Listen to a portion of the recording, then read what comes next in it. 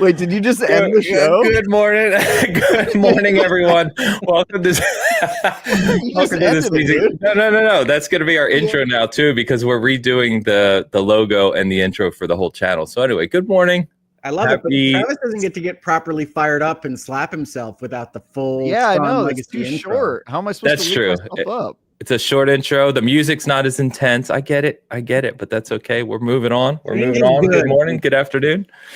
It is Bitcast 317. It is another awesome Sunday here. Sorry for the late delay for our live viewers. These two guys got on the Star Wars, and you know what that does around these parts. So it was a good full authority to start the show, and he just refused to while we were talking. I assume he was too invested. You know what? We'll save that for That's absolutely not the case. Subscriber exclusive clip right there is Hogue and I just talking about how stoked we are for Andor season 2. I would never do that to our subscribers. That's just not right. I think the members might be happy to see us excited for a piece of media. We are often critical.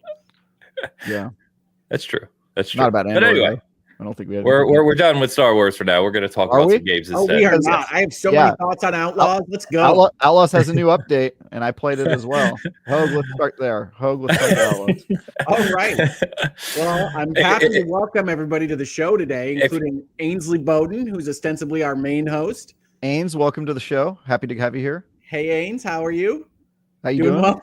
How's your week?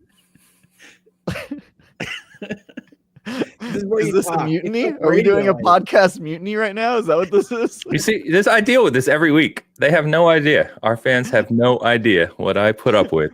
But anyway, it is a great Sunday. We're going to be talking about Outlaws. Yes, we will. And a bunch of other games, of course. We've got, let's see, I could finally talk about my trip to see Path of Exile 2. So my preview's out for that. I can talk about that. We've got Stalker 2 released. And of course, we have the Game Awards. So we're going to do our annual Game Awards, what's becoming an annual Game Awards bet now, where we go through all the categories, place our bet, and you can join in that with us if you like. But before we get to all of that, of course, I'm going to introduce these two apparently hosts now of the show. We've always been hosts. Which is or do you think we're just recurring guests? If we did credits, would it be Ainsley Bowden and, would they do the and? We don't get an and. It's guest. I don't think it would be an and. It would just be all three of us, like a normal show. But yeah, but when the ones where your font would be smaller. I demand the width. In my contract, every appearance has with Richard Hogue. Yeah. Oh, with. I thought you said I didn't have the width. And I was like, demand the width. Yeah, dude. Yeah. Ains has been missing that width for so long, dude. It's crazy. This is a chaotic start to this episode, but here we are. We're with the lawman who's apparently not doing his job at all. Mr. Hogue Law this morning. How we doing? I am doing well, if you can't tell. I had a fantastic week of video gaming, a fantastic week of practicing law, and we got a virtual legality up. So what a week. Nice. Love to hear it. He finally decided to do some work, Travis. Lounging around for nearly 2 years, I mean, I've been commenting on his YouTube channel every week. Jeez. Like lazy take. Crazy. Just parasite, dude. I know. I accept your well-meaning jibes. I would point out recovery is not laying about, but that's okay. Yeah, recovery is. You're just, those episodes and shows where it's like filler because the hero got into a fight in the last episode and he's like in bed and everybody's just doing a bunch of stupid, pointless monologues and you're like, skip this, get back to the cool part. I do. That's been your life. Are you familiar, Ains, with when a major character from a long-running series is brought in because people like that character, breaks his leg, and then just doesn't do anything the whole game? Yeah. You familiar with that? I know where you're going. I got it. Yeah. Still a great game. We can talk about that game as well, although I just think that could have been handled better. Get better, Varric. What are you doing, bro? Yeah. Hey, you just said recovery is not doing nothing. All right. So why don't you Varric might be the exception. Wow, bro. I see how it is. Don't practice what you preach. Interesting, bro. Okay, we're gonna start off with some hypocrisy this morning. It's cool. What's up? Travis has not gotten any sleep, so expect more chaotic than normal Travis today. Whatever filters Travis usually has, which don't seem to work all the time as it is. I stayed up all night. Working, but the flip side of that is that I'm not tired. Usually you get morning Travis, I'm at 30% strength at most. Now you have me untethered If Hogue is law and order, I am chaos. And today, I'm bringing the chaos. Hard and fast. That's right. We're all different faction leaders today. That's right. Oh my God. He's law and order. I'm chaos. What are you, Ains? I'm the centrist. Milk toast. That's what I hear. Milk toast. That's Yes. fair. You That's can't fair. have a Absolutely. centrist faction. Nobody would Yeah. pick that. That's the lamest faction you could possibly have. I don't know. I know a lot of people who I chose don't know. California New Republic and Fallout New Vegas, and I would describe that as pretty in the middle. Wouldn't you? They're not centrist. I mean, they're centrist because the polls are so ridiculous. In that Yeah, game. exactly. Yeah, exactly. They're the boring choice, but a lot of people choose them. It's comfortable. I got to laugh about my hat from Mrs. Hogue. Good morning, Mrs. Hogue. You did. Mrs. Hogue is a hope you do fan well. of your "Make Souls Dark Again" hat. Oh yeah, dude. It's a good one. It's a good one. It fits really weird. Like it doesn't, most hats have that like hard thing in the front, which kind of supports it, right? It doesn't have that. So it kind of like folds to your head, which kind of sucks, but it's all right. Anyway, let's go ahead and actually get on to the stuff we're here about. So, Let's do it. before we do that, of course, which sounds kind of funny now, we've got a couple super chats to get through. Let's start with our favorite enchantment guy kicking us off with some sad news, I will say. I don't think this is the enchantment guy. He's Well, this yeah, one. he just read it. Oh, You'll oh, oh. understand. Bodan Fedik offers €5 and writes, "I'm sorry to say that my dear boy Sandal does not wish to provide enchantments anymore. I bid you farewell and good fortune." Wow. So Fair Sandal. is he? I was hoping that you were going to be Emperor of the Tvinters, but you were not. Did he change his profile back and he's mourning the loss of his username, or is he like retiring? I think he's letting us know that it's been retired as of Veilguard's release. Well, I mean, since Origins, but How I would think you the theme announce is over. You're ending a bit. So now, Yes. now the answer to enchantments is enchantments. Is that what you're telling me? That sounds like it. That's probably appropriate. Interesting. But yes, thank you, our good friend. Appreciate the super chat and the laughs over the past several weeks. Appreciate you. Googleman is here, of course. Googleman81 offers €10 and writes, "Watched a deep dive on Avowed. It's giving Elder Scrolls vibes with a hint of Fable, complex combat systems, and deep lore, adding it to the list." The Pillars of That's- Eternity world has always had really deep lore. Like that's how they launched it. So I have no doubt about that with Avowed. Googleman, if you haven't seen it, I do recommend watching the full quest playthrough that they did over the summer, because that's what convinced me to pay attention to this game. And I agree that the deep dive was helpful for a lot of people. A lot of people are excited about it. But do watch that quest run through because you get to see it in action a little bit more. I hung out with Destin Legary this week, did his show. Yeah, I know, pretty bad. And he was at the Avowed preview event, and he was a non-believer in Avowed, but he left a believer, and he's very enthusiastically excited for this game now after having played it. So I'm hopeful that gives me some hope. Ains is a little bit of a tough critic sometimes, and I have seen nothing of this game on purpose. Did you say I'm a bit of a tough critic? He did, but I don't know if he meant that. I think he might have. Did I say Ains? I meant you said Ains. Yeah, that's why I was confused. Same thing, same person. Yeah. Correct. Yeah, Avowed looks great. I think I'm really excited for it. First off, this is way too normal of a super chat from Googleman, by the way. He did have a wild one for my virtual legality, which I appreciate, Googleman. So okay, all right. He let it go there. That's good. But yeah, I'm excited for Avowed. I think it looks really good. I think it's going to be really good. I think Avowed's biggest problem, honestly, is its release date. If you're not aware, this is that week in February where Avowed, Kingdom Come Deliverance 2, Monster Hunter Wilds, and like 3 other games release in like a 10-day span. So obviously it's on Game Pass. That's going to get it a few million players probably just by default. But in terms of actual coverage and interest, I'm not sure. I hope it. I mean, I do think Kingdom Come's a problem because that's really scratching the same itch. Those are computer role-playing games first, kind of. I don't think Monster Hunter, which is going to be huge, is really that same kind of game. That's true. I don't view that as a big. It's just time, right?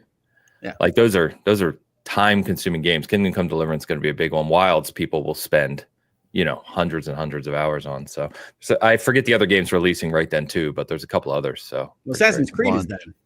Oh, Shadows. Yeah. Shadows, another one. Boy. Yeah. Monster Hunter World or Wilds. Monster Hunter Wilds. Yeah. We know you fell asleep there for a second, Travis, but we did say that one. Yeah.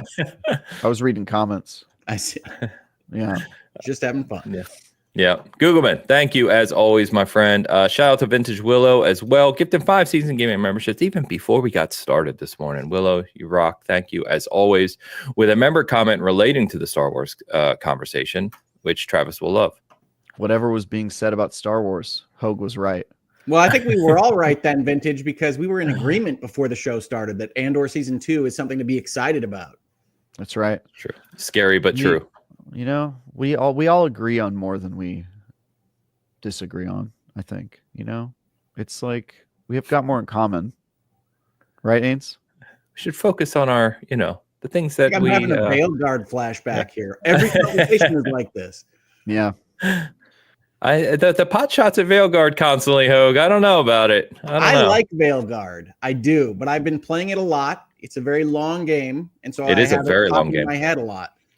Yeah, it is a long game. Willow, thank you very much as always, and Shoosh as well.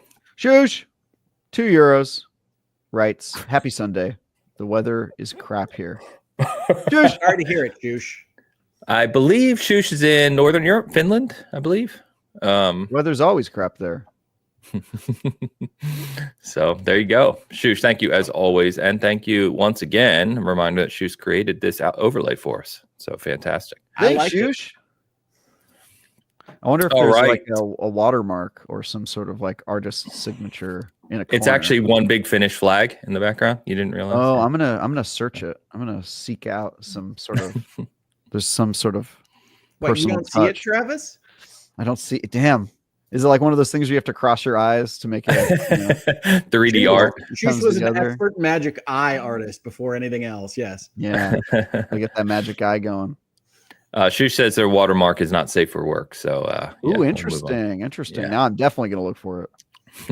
There you go. Of course, we got to shout out Tide as well. We've got Thanksgiving is upon us this week, of course, and that's the theme for today. So here's some horrifying pictures to start us off. Oh God! I am a turkey. Not so fantastic. Bad. I don't know. You look more like an owl. You gotta say, Hogue, you make a pretty bad turkey. That looks like an owl to me. Why do I still have to be bold, even as a turkey? I think what's going on here. What's going on here? I think we all know why. Hey, if it makes you feel any better, they gave me a what are those things? The little fleshy meat pout things that some of the those fleshy meat sacks. What? The things that they have like here and here, the floppy meats that they have. What are those things called? The floppy bird meats. Everybody knows about the floppy bird meats. Anyway, they gave me one of those. And, I gotta say, you're always complaining, Travis. I think you might be the best looking turkey here. I think I might be. Yeah, I think you're right. But you got like the anime eyes. But they did give me the turkey meats because they think I'm ginger still. Yeah, I look like I'm going to protect Arlington Forest here. I tell you, it's true. Yeah. And we all got cooked apparently in the upper left. You look like you're about to teach some fresh MP or PC a tutorial. Did you know you could double jump by tapping A when you're in the air? One of my daughter's favorite things with tutorials is pretending that was said in real life. Like, how would you react if someone were just like, hold R2? What? Hold R2. Dude, I would squeeze that R2, Tide, thank you as always. All right, let's get into it. So, games, boys. What game you want to start off? Someone pick a game and hit us off. Come on. Yeah, let's talk about Outlaws. We were talking about Star Wars. Do it. Star Wars. So Outlaws got the, if you're not aware, Outlaws got the big 1.4 update this week, which is the update they've been working on for a while to not only, kill bugs and all that stuff, but make some fundamental changes to a few of the things that people complained about at launch. And so I haven't played it yet. I'm still waiting to play Outlaws at all. So you guys tell me about it. Has it made a positive difference? Well, it's almost out of early access now, so you should consider diving in. I'm waiting for that like $20, Ubisoft Christmas deal. I believe it's 25% off for Black Friday if you're at all interested. It is definitely worth it. I will say the stuff that I really hated about Outlaws, which was the kind of not terribly well implemented hard stop stealth sections being removed, is overall a boon. It is a good thing. But the areas that have had that kind of removed, which if people don't know, this game used to have essentially stealth sections where if you got seen, then it would immediately stop and kick you back to the beginning, and you couldn't use weapons, you couldn't use gadgets. It was really not as robust as an Assassin's Creed, but it was even harder core than Assassin's Creed in those stealth sections. They removed that in this patch. They've been moving towards this for a number of patches now. They removed that and replaced it essentially with, if you get seen, people are going to come at you pretty hard, but you can fight your way out or you can figure out something else to do in that area. It is a vast improvement to kind of agency, the ability to creatively make your way through areas in this game. But because it wasn't designed that way, there are little hiccups, right? So I restarted this game when I saw the patch came out for the third time. I've run through the first area, which is my least favorite area now, for 3 times. And this is definitely the cleanest. This is the best version that it has been. But the way they have solved the no stealth action is essentially bum rushing you with things that are way too powerful for you so that you die anyway, only after a little bit of time trying to run around and survive, which is better overall. And it's better certainly as you get more skills and powers in the middle of the game. But if you don't recognize the areas that used to be kick out if you're caught, I think it might be a problem for new players because they're clearly still kind of arranged that way. You aren't meant to survive that encounter if it happens to you. And I think that might be a hiccup in the future. But overall, great improvement. A lot more flexibility, a lot more creativity, and really winds up feeling like an action adventure. Like I think we think of Star Wars more than Star Wars Splinter Cell, which is a massive improvement in my opinion. Travis, you play it? Yeah, I have. I have less to say about the mechanics for areas where you get caught because I'm good at the game, World Star. But I will say that the combat is greatly improved. They seem to have added like weak point mechanics. It seems like, and the shooting is just a little snappier. It doesn't feel like you're firing like a Nerf gun at the enemies. You can take your heavy weapons with you now, which you used to have to drop them every time you tried to do anything like climb a ladder or whatever. Now you can sling them on your back and take them with you. So yeah, I would say the action combat went from like mediocre to like okay. I don't think it's like amazing or anything. And it's good. It's serviceable where you want a Star Wars gunslinger game to be, which is the ideal. It's serviceable. I think it's obviously not the focus of the game. And I think it still isn't, even though they added more of it and improved it. I think, stealth is still largely what they want you to do just by the mission design and all that. I think it's fundamentally a role-playing type game. They want you to be in Star Wars. They don't want you to be fighting too many people, and they want you sneaking into places. So that still all exists. But instead of if somebody sees you, you're out, it is replaced with try not to get seen, but if you're moderately seen, it's going to be okay. And the other aspect of this that they added to their stealth mechanics is that they added indicators above people's heads about how they feel about what they might have seen, what might have triggered them, the fact that they're following you, all of which helps you keep track of the people in the areas. And by adding these kind of rudimentary Assassin's Creed tools, like the indicators above the heads, like a radar that shows you where people are standing, the stealth is more approachable than it used to be. It really does feel like it wasn't fully baked when it first released, especially the first 10 hours or the first section of the game, because after that point, the game really broadens out to be the action adventure that you probably thought it was when you were watching the trailers. And so I think that they're really just making the first part equal the later parts of the game. And the result is fantastic. Outlaws is great. And I had forgotten how much I liked this game until in connection with this patch, they released their first DLC, which is called Wildcard, which is ostensibly about like card playing. It's like a Maverick DLC, not the pilot, the old cowboy.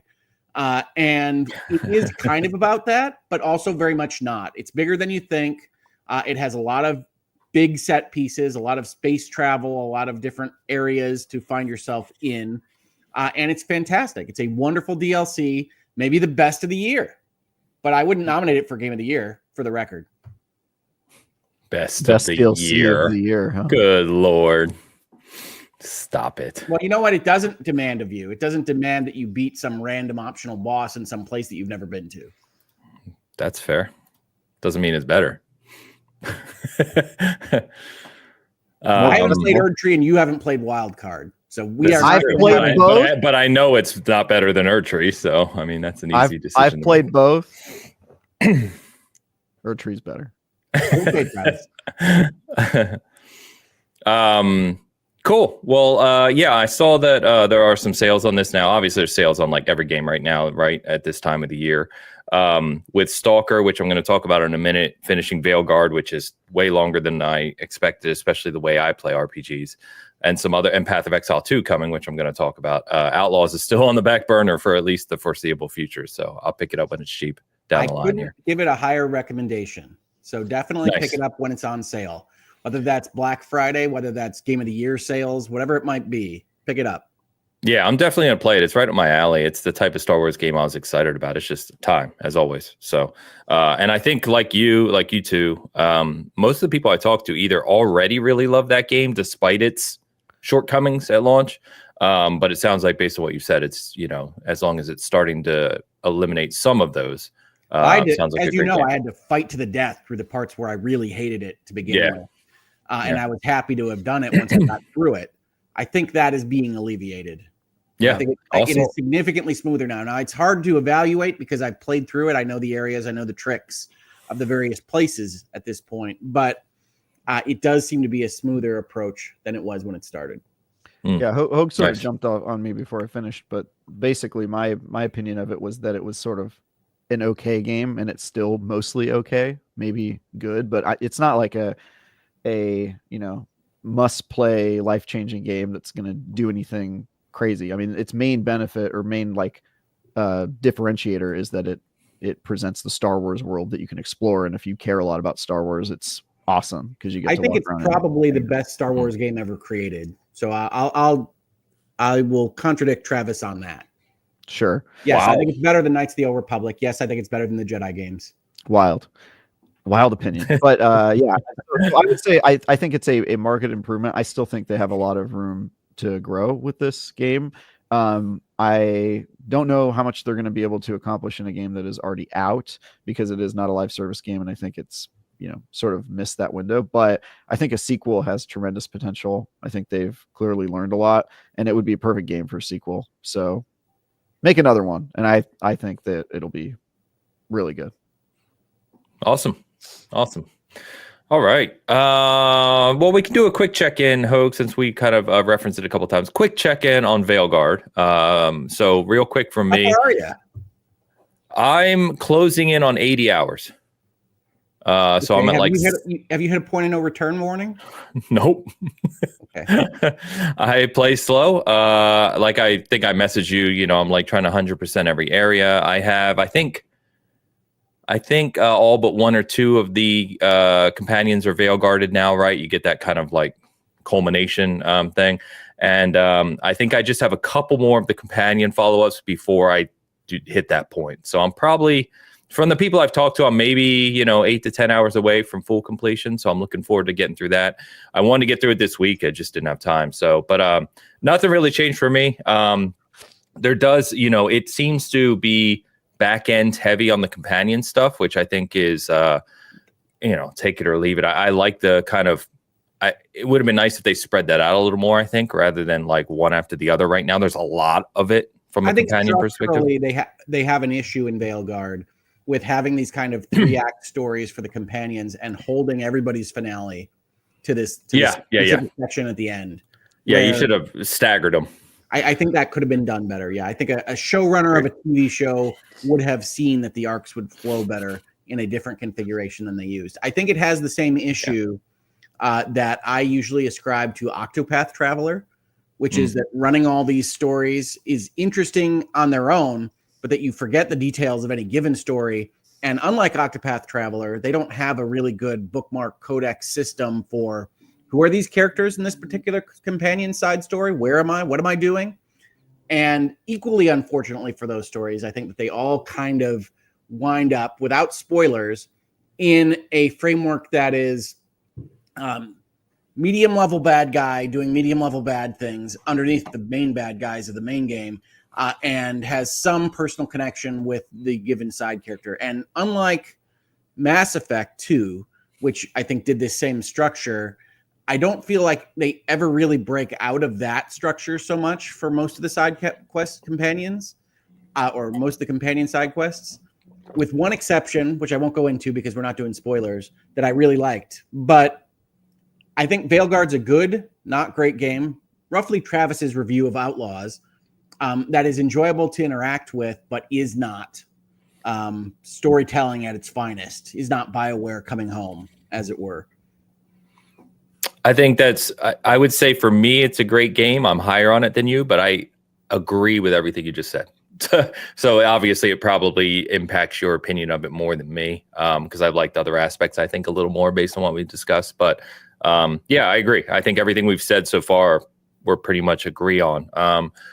But yeah, I really enjoyed it. A lot of people said they finished this game around the 60, 65 hour mark. And I'm like, I don't know how. I know I play these types of games slow. Maybe that's just it. I'm sorry, Ains, for jumping on you. I do think that 100%ing these areas is something that's pretty immediately apparently not necessary moving forward in the game. So you're doing that for your own edification, and that's fine. There's gameplay there to the extent that it exists. But I think a lot of people would say, okay, I clearly don't need to do that. So I'll do the stuff on my way. I'll maybe solve a little puzzle as I go. And that finishes up at 65 or 70 hours instead of 80 or 90. Yeah, that's probably fair. I think my problem is being a loot guy. Like, I'm trying to find all the chests so I can get everything to like legendary, I'm just weird that way. Yeah, so that's what I'm doing, getting all the uniques and all that, So the other thing, I think, my last point is, to your point about the companion kind of culminations, you're right, in their structure. And the one thing that I think that hurts it there a little more is that the lacking of enemy variety comes into play on those quests, because you kind of culminate to these larger bosses, which are really just kind of various repeats of other bosses you fight in the game, which is a little disappointing. If they were more unique, I think it would have been a little more invested, maybe is the word. They don't have a great way to culminate them, and the structure of the stories are very similar. So if you wind up playing them back to back, which they ask you to, in the way that they've built this game, they feel a little bit vanilla, a little bit Mad Libs. Yeah, agreed. But yeah, I'm looking forward to finishing it and then moving on to other games. So, but I've really enjoyed my time. It's definitely one of my favorites of the year, just from a pure enjoyment perspective. I also like it. Yeah. There you go. I'll quickly mention, I haven't played it. I don't know if the two of you have, but Xbox sent over Flight Sim 2024. Obviously, that released on Game Pass this week. Why are you booing it? One of my worst experiences of the week. So Flight Simulator did not work on launch day. And then on the days thereafter, it is just not great. Now, I'm playing it on an Xbox, right? I'm not playing it with a HOTAS and a computer set up and 4 monitors and everything else. There are probably configurations where this is amazing. But between the server issues and the AI dialogue not being able to figure out which word to emphasize in its randomized sentences, I really, really hated this experience. Well, there you go. I haven't played it yet, so I was just going to mention that it's out and that, I heard they did have some issues. I know they released a patch like 2 days post-release. But I haven't tried it. So some people I know have had the experience like you, frustrated with it. Other people I know really love it. So I don't know. It's Flight Sim. If you like the last one, chances are this one seems to be moving forward with some things that'll be good. But the dialogue, they have AI. They clearly have AI readers of this dialogue, and they don't know what to emphasize. It comes off really weird, and there's all sorts of issues that I have with it on the Xbox. Okay. I played it on PC. The game had super bad technical issues for I think maybe the first 2 days I was trying to play it. But I got in there last night may have something to do with, some of my late night exploits. And it's super cool in VR. Okay. Yeah. Nice. Super cool. I can only imagine. Yeah. I saw a clip of someone playing through VR, like flying over a city, and I was like, that looks incredible. I think flying vehicles is a really good use of VR. I really liked it in which game let me play as an X-Wing pilot? Yeah. Squadron. Yeah. Cool game. That was also really good in VR. And then I have a VR setup where I'm seated with the VR headset, and then I have a flight stick and all that. Super dorky. So really fun to play it that way. I got all of that because Dee said that she wanted to learn how to fly a plane, and then she's not used it once. Now I just have a flight stick and all the equipment for that. What was I going to say? Yeah. To your point about vehicles, yeah, like Gran Turismo is a really good 7, and it's amazing in VR too. Very cool experience. All right. Let me talk real quick about Stalker 2. I don't know if either of you. Okay. So Stalker 2 launches, its reviews call out a lot of technical issues, right? Especially on the Xbox. It feels, again, going back to Flight Sim, feels like the Xbox got the brunt of the issues here, because I've talked to a couple of people at SG who were playing it on Xbox, and they were talking about all sorts of issues that I have not had on PC. I want to add to this that I have not had them on Xbox. I've played Stalker 2 quite a bit this week. It does appear like their day one patch did a lot of work, and I don't want to decry reviewers. They have to report on what they experienced. But it does appear that pre-release week, the review week for this game, was harsher than the day one experience for normal players, if you will. And I have not had the same amount of issues with Stalker 2, except that somebody did point out to me that they have announced that they have not gotten the zeroing zones for the sticks correct on the Xbox. That's getting updated this week. I can verify that. I thought it was a design decision.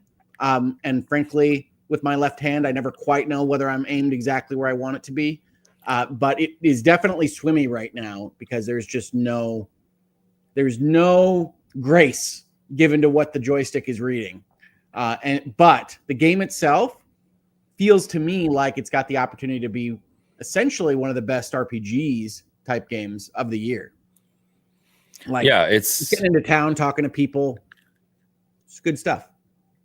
Yeah, so the dead zone issue, or the zeroing, as you called it, they did say, or it's been reported, I should say, that the patch for that's coming early this week on the Xbox side. On the PC side, the only thing I get is some kind of frame hitching a little bit, some stutter here and there. I've played around with settings. I've got it minimized, so it's not really, I've kind of gotten used to it already. But to your point, to talk about the actual game, I've really enjoyed it. I mean, this is like, I joke about JRPGs kind of hand holding and 15-hour intros and, reading for 30 minutes, which is not my bag. This game is my bag. You got a huge world. You have a very short intro mission, right? You go through a couple things real quick, and then you get to town, as you said. And then you can basically just, you have your main mission, of course, and side missions, but you can go do whatever the hell you want. And you're managing your Skyrim feel. Well, what attracts you? You want to go climb that mountain? Go do that. You might be eaten by an invisible space bear or whatever. Yeah. But go do that if you feel like it. And I really like that. Now, I have, in my time with Stalker 2, bounced approximately every 10 minutes between English and Ukrainian language acting, because I can't decide. Like, there's enough kind of call outs and things that are said where I'm paying attention to something else that I don't really want to be beholden to subtitles. But I really dislike the English acting on this. Yeah. Fun fact: Eaten by an Invisible Bear is the name of their first expansion. But yeah, I think it's sandboxy, right, about this game, which I like. To your point about like climbing a tower, like you get this not first, but you get one of these early side missions to go check out this camp, take out a few enemies, pretty basic stuff. And there's this huge tower next to it. And I was like, you know what? So like I had them see me, and then I just climbed this ladder like 4 miles into the sky and stood up top. And I'm just like shooting down on them. They're trying to throw grenades at me. They can't throw them high enough. They're just like going into the air and falling back down. And I'm just picking them off one by one, right? And it's that kind of stuff I love in a game. Like, let me experiment and kind of just play in my own world, if you will. Yeah, there's a lot of goofiness like that in the game. Yeah, I love it. Enemies interacting with each other, firefights. I really do like this. It does feel to me like they don't make them like this anymore type game. Agreed. And I really did love it. It's a shame about some of the reviews and some of the technical issues that people had, because it does feel like just deciding to bake it a little bit more would have avoided that for the reviewers. Let me tell you, nothing worse than playing a game and really liking it, but just having so many issues that you're like, crap, it's such a bad feeling. And sometimes you delay the review to see if they fix it quickly with the day one patch, but oftentimes it's going to be in the day one patch, and because they give you like known issues list and stuff, and if it's not in there, you're kind of just like, I can't. No, I do feel bad for reviewers, because you could tell that they were having that kind of tortured relationship where you imagine that GSC gave them this huge book of, okay, we're going to fix all this day one, and there's only so much you can take on faith, right? Yeah, exactly. Yeah. Yep. So the good news is, it seems like, there's definitely an audience for Stalker, right? There's people who love this IP. And so regardless of some of the middling reviews and stuff, it looks like it's already hit 1 million copies sold right out of the gate, even being on Game Pass. It already hit more than 100,000 concurrent players on Steam. So I'm happy for the studio, regardless of the review scores, some of the lower ones. I'm happy for the studio, especially as we've all talked about many times, what that studio has gone through to get this game out. I'm happy to see what looks to be a pretty resounding launch from a success standpoint. So yeah, no, absolutely. And I'm happy this exists. I think there's a good chance that this will wind up being one of my favorite experiences of the year. I have certainly not played it far enough to know for sure, but just interacting with like the pre-title card combat, where it's like, okay, so you guys are going to really do some, what I consider in my head to be Arma stuff. And that's going to be interesting because of all of the ways to die in the zone, as it were. And I think that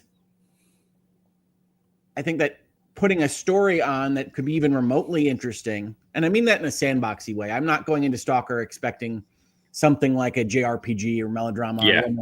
I'm expecting something that drives you enough. Really, it's the Skyrim kind of bar. I don't consider Skyrim to be good storytelling, but it's enough to keep you moving from great world building. Yeah, it's enough to keep you moving from city to city and meeting new people. And even the side quests I've done in Stalker 2 right now are interesting enough. Like the people and what they need and going to help them. Fun fact. That's gonna drive me through the game. Fun fact, their second expansion is called All the Ways to Die in the Zone. I better start trademarking these. Yeah, they're going to be really good expansions. I mean, you can tell it's in the title. So, well, I do think it's cheeky, and I enjoy it. That they tell you how many times you've died every time you die. It gives you a little number, and I hit double digits before the title card. I'm like, well, this is an interesting experience. Do they have your KD? I was at 11 or 12 deaths before the end of the prologue. And it's like, well, okay. Wow. Well, there's an invisible zombie monster. And I was like, I can't get this guy. And I was like, you know what? It probably doesn't want me to try to fight this guy. And that proved to be the solution to my problem. But other people have undoubtedly killed the invisible zombie monster. I don't know. I killed him. There you go. Only because, you play I've played so many games on you play games like Halo Legendary or Gears on Insane. And you have to find not really cheats, but kind of ways to get around death. You know what I mean? To try and figure out ways to overcome obstacles. So I thought I was supposed to kill him. So I didn't pick up on your cue. So what I did was I had him follow me into the little base there before, he comes at you. I ran back into the base, turned a corner, jumped on a table where he could barely hit me, and kept jumping and shooting him while he was missing at me. So, I think that would probably work. And you solve did for you. Yeah, solve things the way you have to solve them. But I will say, level of goofiness, it's got that level of jank. So if that doesn't sound attractive to you, it's probably not a game for you. But if that sandboxing and creative puzzle solving, or whatever you want to call that, sounds good, it seems to have just an insane amount of it. Like the size is incomprehensible to me, just from what I've experienced so far. Fun fact: The third expansion is called Stop it. Jumping and Shooting on a Table While He's Missing at Me. It's very good. That sounds good very stuff. long. I don't know if SEO is going to be good to that one. That's the one. I'm waiting for that. But yeah, Stalker 2. I highly recommend checking it out if you've got Game Pass.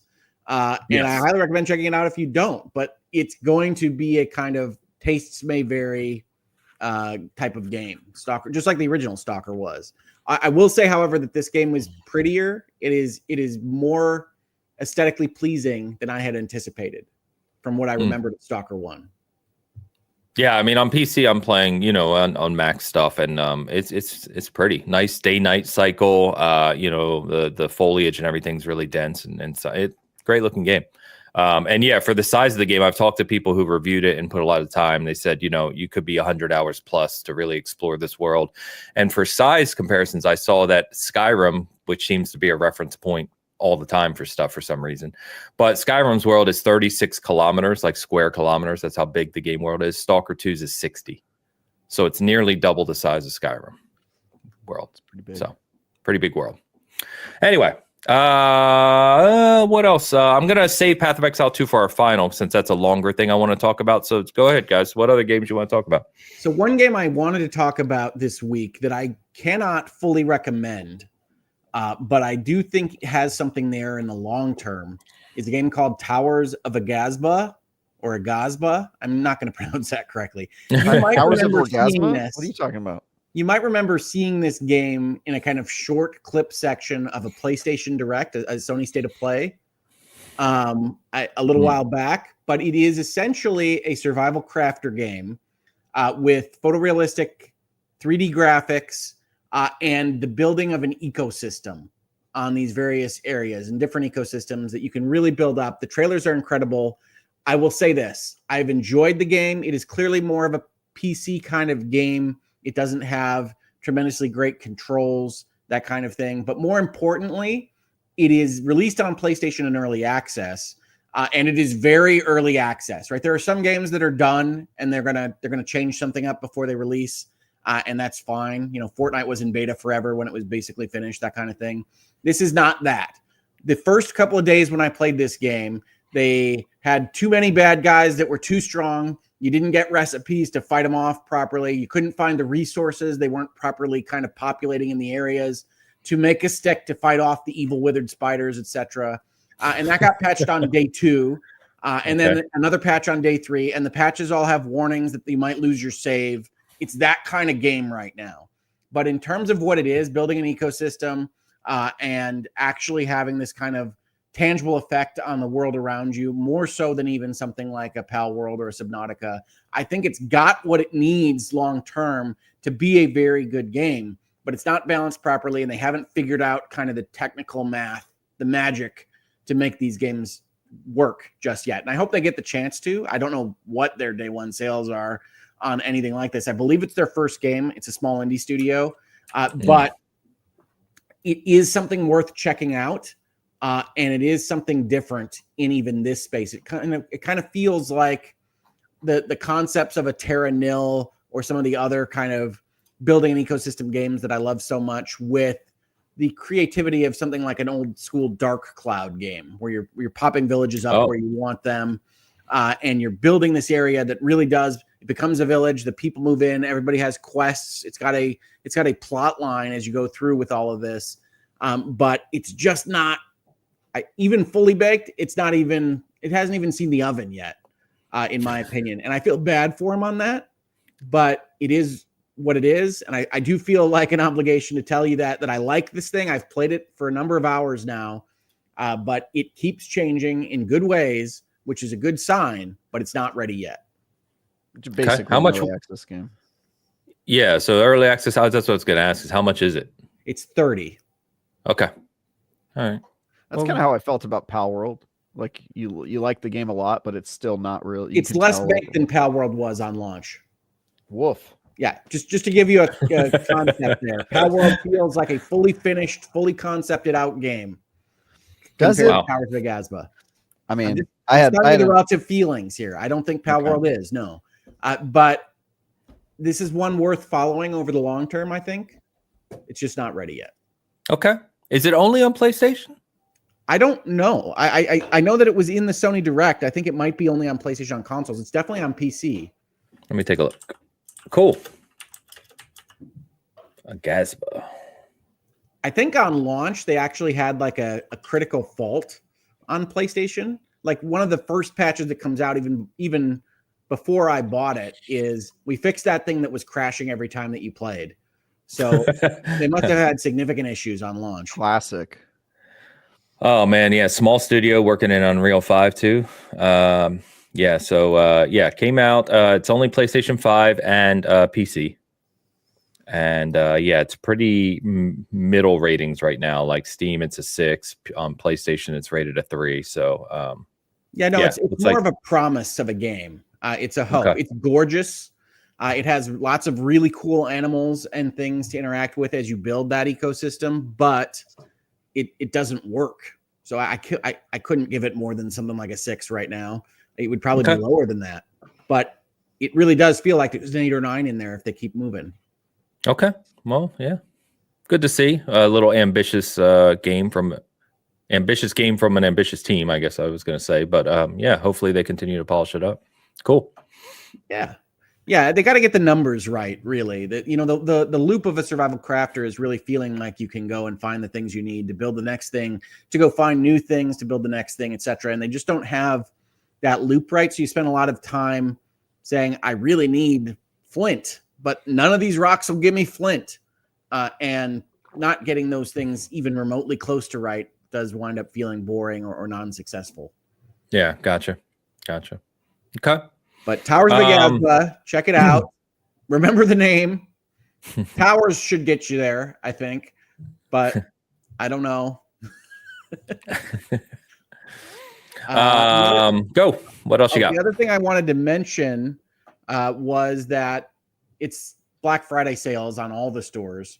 So I went through primarily the PlayStation store and found a couple of games that I think are worth mentioning here that are always a surprise when they just kind of pass through my original filters. There's too many games that release every week, people.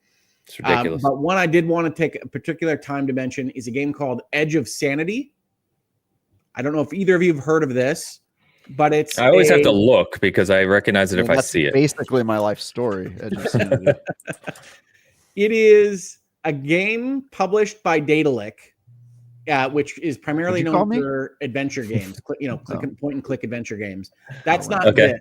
This is a two-dimensional kind of cartoon-based sneaking game where you are a character on an Alaskan base and you're dealing with what may or may not be eldritch horrors. So much like Eternal Darkness, like things will happen that may or may not have happened that interact with you as a game player and change the background into eyeballs or whatever it might be. But it's got a lot of story. It's got a lot of kind of survival elements of something like a Don't Starve with a kind of adventure game approach to world building and storytelling. So this is one that's on sale right now on the PlayStation Store for Black Friday.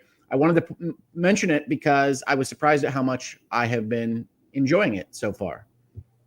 Yeah, it's looking at it on Steam. Yeah, so it's made by Vixa Games, and I think you're right with the Eldritch Horror, considering they have a special edition you could buy, literally called the Eldritch Edition. But yeah, I like the art style of it. Yeah, it's very thick, dark lines, cartooning. So it's very much kind of Warhammer or Darksiders look. Yeah, it reminds me of the Tales game that I like. Why am I from Oddbug Studio? Oh, yes. Tales of Iron? Tales of Iron. Yes, it's got that kind of look to it, which is cool. Yeah, I like it. Yeah, the thick outlines. Cool. Eldritch Very Horror, cool. I hardly know her. So I think that's it. I think somebody else should talk right now because I have been limited on the number of games I can mention about the Black Friday sale. Yeah, I'm going to talk about PoE 2 for a little while, so I was kind of letting you guys go. Travis, what do you got? Anything? I've been catching up on games. I mean, I already talked about Flight Simulator. I'm still working my way through Veilguard. I started playing Infinite Wealth again this week. Miles Edgeworth. I mean, it's just all stuff we've already talked about. I'm catching up, and I'm going to start Astrobot. I'm trying to play every game that was nominated for the awards before voting. So yeah, good stuff. Cool. Like a Dragon Infinite Wealth, the forgotten game. The game I nominated for Game of the Year. We can talk about that later, but yeah. Yeah, we will, because Not even nominated. If there's one game that I see more, at least with the people I follow and stuff, getting called out, is like, how the hell is this not in more categories? It's Infinite Wealth, but we'll talk about that. Because it's a broken system, but we will definitely get there. Yeah, we'll get there. Let's talk about Path of Exile 2. Any good, Ains? Path of Exile 2, yeah. So traveled out to LA a couple weeks back, was part of the preview here, and got to sit down with Jonathan Rogers, who's the creative director on the game, and got to I had dinner with one of the developers, and we just chatted, casually about the game, and so got a lot of hands-on time with this too. I think I got about 6 hours of footage, maybe. Absolutely intrigued by this one. So if you're not aware, Path of Exile 2 is launching into early access on December 6th, so a couple weeks. Travis and I have already mentioned a couple times, if you missed it, that we're both going to be reviewing it, which is awesome. Go get it, gentlemen. It's gonna be just for awareness, it's gonna be $30 is the supporter pack you can get to give you a key to play in early access, but you also get $30 in points to spend on their store when you do that. So you're basically just saying, hey, I'd like to support the developer. And if you're not familiar with grinding gear games, that's how they've run Path of Exile for 12 years now. It's all free to play with cosmetic microtransactions. Things like stash space and like that. You cannot buy power or anything in the game that kind of improves you. It's all just, add-on stuff. Stash space isn't really Do they sell stash cosmetic. That's a thing, right? Yeah, they do sell stash space, yes. Yeah, that's not cosmetic. I would say that's... No, that's why I said cosmetic and things like stash space. Oh, I see. But Path of Exile 2, so where to start? So I'll try to do, there's a lot here. So I put nearly a 20. Is it like Diablo? I put nearly a 20-minute preview video up. My article's up on the site too. So if you want more details there, they also did like a 3-hour live stream the other day with all kinds of details. So you can definitely check those out if you want more. The high-level overview is this. Here's the key point. So this was originally announced as a 7-act campaign as part of the first game back in 2019. In 2023, last year, they made the decision to make it a standalone game. It's going to be a 6-act campaign, and then obviously Path of Exile is kind of known for its end game, this massive end game system. Does Path of Exile currently have a campaign? Oh, yeah. I have not played it much. Oh, yeah. Yeah, it's got a pretty long campaign, actually, the first one. They expanded it over years, and then it's got all kinds of end game stuff you can do in that game. So the interesting thing here is they made it its own game, but they've done a few things. So it's in the same engine. It's just that obviously over 12 years, the engine has evolved, they've improved it, etc. So part of the reason they did this is that Path of Exile 2 benefits from all of the engine improvements they've made over the last decade plus. And so it is a much prettier game. There's more enemy density. There's more foliage density. It just looks better. The animations are improved. It's smoother to play. It has better controller support. All those things that you expect over 10 years of development, really. But the nice thing is that, there's people who have played Path of Exile for 12 plus years now who have spent hundreds or even thousands of dollars. The nice thing is that all of your microtransactions, all the stuff on your account will work between both games.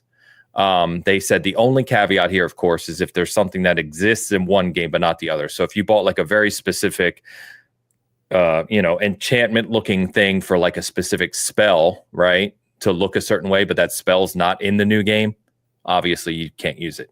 But everything else, like I think they said 95+% is going to be in both games. So that's cool. The biggest thing to know about Path of Exile 2 is so for the Diablo players, and you always reference Diablo because it's just the top ARPG in space, right? Yeah. So it's less fast-paced action-y as Diablo. It's a little slower, a little more methodical, but it's deeper. So it's much more into deeper character building, stat building, skill building, etc. And you can kind of invest more into your character. And again, you're going deep down the rabbit hole here, right? Because you can do that in Diablo, but Path of Exile is like, if you want to put 1,000 hours into a single character, you can, and you can continue to build that way. It's harder as well, yes. So just know that going in. But one of the great things, some of the great things they've done in Path of Exile 2 is they try to stand off the rough edges, right? So in Path of Exile 1, they had skill gems that you had to find loot that had sockets, and you would put the gems into the socket, and then you'd have to connect them together. And the system was just kind of complex and cumbersome especially for new players. Path of Exile 2, all that's gone. The skill system is like it has its own table of skills. You still find skill gems, but you just unlock skills on the table directly. You don't have to worry about sockets on the loot or linking them together or any of that. That's all gone now. So you kind of get the benefit of the skill system still being leveling and updating your skills and expanding and supplementing them, but you don't have to match it with your loot. So it's a much more flexible system and a lot easier to consume, especially early on. I would also say that just playing it feels better. So again, the first one has been, it's a very kind of, I won't say clunky. That's not the right word because it gets very fast paced as you move on, but it's just a lot more refined. It's a lot smoother, especially on controller, right? Picking up items is a lot easier. Identifying like enemies. It just feels better. I mean, that's the easiest way to say it. So I think that there's a lot of people I've spoken to, especially even at the meeting, that like they have friends or family or whatever that picked up Path of Exile 1. They maybe put in 10, 20, 30 hours, but then just kind of fell off of it, right? Like the depth, the it being a little more cumbersome, the lore kind of being like hidden, right? The first game had no cinematics. And so the story you just really didn't feel invested in. You didn't really kind of know unless you really, really dug into like the books and the reading, right? You didn't really know what was going on. So they've had a lot of focus on that in this one too. So there's an open-end cinematic that they put on we got to see and is on their site. You can check out now. It's really well done. And they mentioned that in their testing, they found that when they were introducing cinematics, that people really acclimated to the narrative a lot better. And I was like, well, that seems obvious, right? But if you tell it directly to people, they will tend to hear it more. Yeah. And so he said, this is the opening cinematic, but there's cinematics throughout. And like things like when you're in your first act, right, and you look at the world map and it shows you where you can go, it's just a lot more intuitive now. So it's like, okay, I can go here and there's maybe an extra boss here. There's special loot here in this region I can go find. It tells you what level each of the things are and you can go to. It's just, everything's just kind of got this more refined 2024 approach to it than Path of Exile 1. Well, let me ask you this. You said it's on an old engine. It can be a modified engine, but I think Diablo 4 might be one of my favorite aesthetically pleasing games that I've ever played. Mm-hmm. Is this remotely on that level or no? Shockingly, it is. Yeah. Okay. I agree with you. I think Diablo 4 from when you're just looking at the world, especially playing on like ultra wide or something, it's stunning, right? I love it. This is up there. I don't know if I would say I like it better, but one of the things it does really well, and I write about this in my preview. Even just comparable would be a great solution. It's in the ballpark. It's definitely, you see a huge, I'll talk about it's a big upgrade from part 1. But I think like one of the things I call it in my preview is just environmental diversity and density, right? So like even just in Act 1, so I was like grinding while sitting there. So I managed to get all the way through Act 1. I started to go through Act 2 and then I lost my character. I had to crash. So then I just started working on other stuff. But even in that short period, like the difference from PoE 1 to 2 is hugely noticeable. It's a huge upgrade. So yeah, I think you'll be impressed with what you see and experience early on in that game. I don't want to go too long here because you can check this out in other content. Go ahead. Okay, I was just going to confirm. You said it plays well with a controller. I again am unlikely to game at my computer. I associate it with work. So. Yeah, I play on my PC, but I only play with a controller. So at the event, they had several stations because they have couch co-op in this game. So I'll quickly mention there's couch co-op. The game itself online has 6-player co-op. And then there's also cross-play and cross-progression. So all those systems are built in. But fortunately, at the event, they had stations set up with dual senses and Xbox controllers on TVs. And then obviously they had a ton of PCs. So me and my buddy from Outer Haven, shout out to Outer Haven, were playing on the controller. So I used the Xbox controller and I had no problems. It was great. The last thing I'll mention, Travis, before I pass over to you, is that this is, I think, the best decision they made for early access. So their plan was it's going to be a 6-act, not 7-act campaign now. It's going to be 6 acts. And so they were last year or earlier this year, they said they were still developing all 6 acts with the plan to release all 6 acts here in December and then build out the end game as part of early access, right? And basically in their early testing, what they found is 2 things. Is that one, they obviously realized that in ARPGs, especially deeper ones like this, the majority of your time is spent in the end game for the hardcore players. And two is that all of the returning players who have been playing Path of Exile, the first one, for years now, right? If they released this game with like a 40, 50-hour campaign, but a light end game, they were finding they were dropping off of it like that. They just had no interest. They were going right back to Path of Exile 1. And so basically what they've done is on December 6th, they're going to be launching with the first 3 acts of the campaign, so half the campaign. And then once you finish the 3 acts, you will go through those 3 acts in kind of like a new game plus that they're calling Cruel Mode, which adds new enemies, bosses, items you can find, that kind of stuff. And then once you get to end game, they've actually spent the last several months just building out the end game completely. So the end game is incredibly extensive, even at early access launch. There's 7 systems. They said 8 when we were there, but on the live stream the other day, they said 7. So my preview says 8. They say 7, what have you. But it's got this gigantic, infinitely expanding world map. So there's this huge world map called the Atlas, and it has all these nodes on it of different activities you can do. And it just expands in any direction you go endlessly.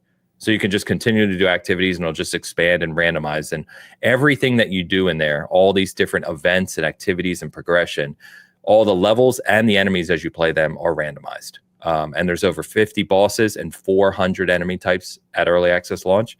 So the randomization is really cool. You're always kind of fighting different things and having different battles. So I'll stop there because I've been talking a while, but you can check out the previews. You can check out my preview. I would appreciate it. And you can obviously see the live stream and everything else. But I was hugely impressed. Everyone I talked to at dinner, Keith from Outer Haven, just conversations and breakfast and everything, I didn't hear a negative thing from anyone that was there. We were all really, really impressed with what we played, and it quickly rose to be one of my most anticipated games of the year. I cannot wait to play more. Travis, hit us with some negative thoughts.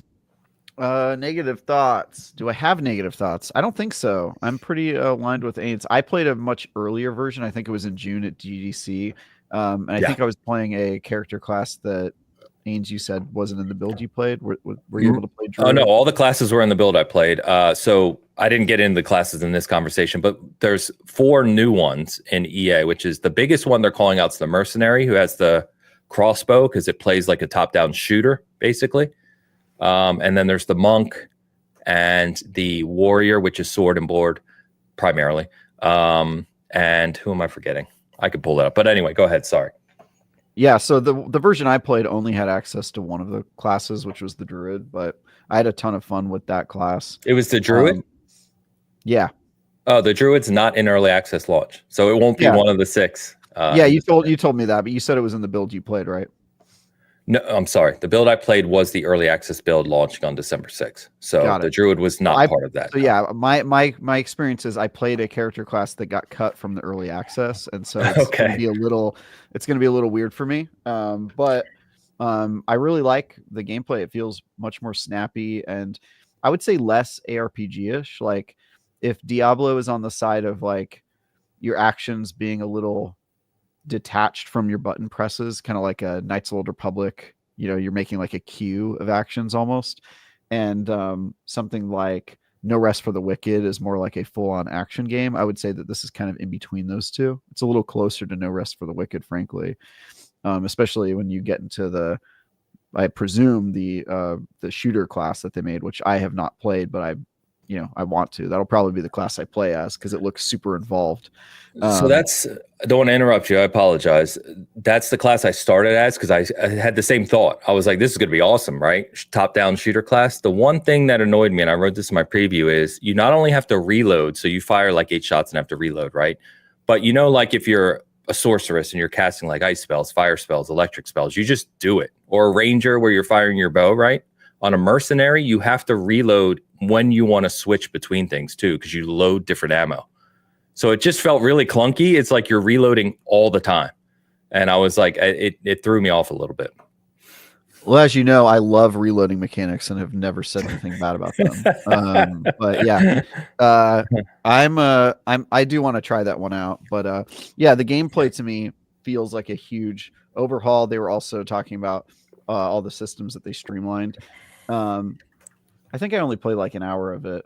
It was like a guided demo where I had 2 developers over my shoulder talking to me the whole time. But I'm excited for this one. And I don't have a ton of negative things to say. I love Path of Exile 1. I think it's very underrated. And I think this is going to be a big breakout game for the studio, because I think for all the good Path of Exile did, it still feels like a kind of a niche game. Not a lot of people know that it's as good as it is. But yeah. It does. It feels like a back alley game for some reason. It's back alley games. I know what that is, but that's my publishing label, Back Alley Games. That actually sounds like a good publishing label. That's kind of a good name. But you're right. Yeah, it has that core Path of Exile audience. But again, we had multiple conversations, and it's no doubt that they've tried to sand off the rough edges to get those people who dropped early off of PoE 1 to really stick with PoE 2. And I think, again, all the people I talked to, we seem to be in agreement that it feels like they've done it. So we'll see. One thing that's incredible is, they just put up their live stream. I think it was Thursday they did it. And like a couple of their videos, especially the one on Endgame, and this is a small account on YouTube, like Path of Exile's account, has over 2 million views. So people are definitely interested, and I think word is getting out about it. So I wish them the best of luck. The team is super nice. And the fact that, this little team out of New Zealand decided to create an ARPG back in 2010, 2011.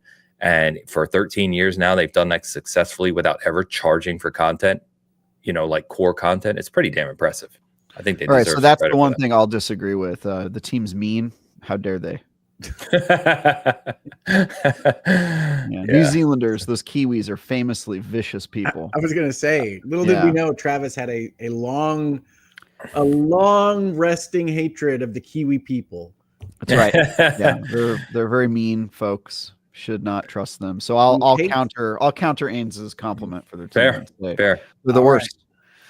Right. Yeah. Well, it sounds like something to be excited about. I don't know. Again, I'm still in my doldrums drop off of Diablo 4.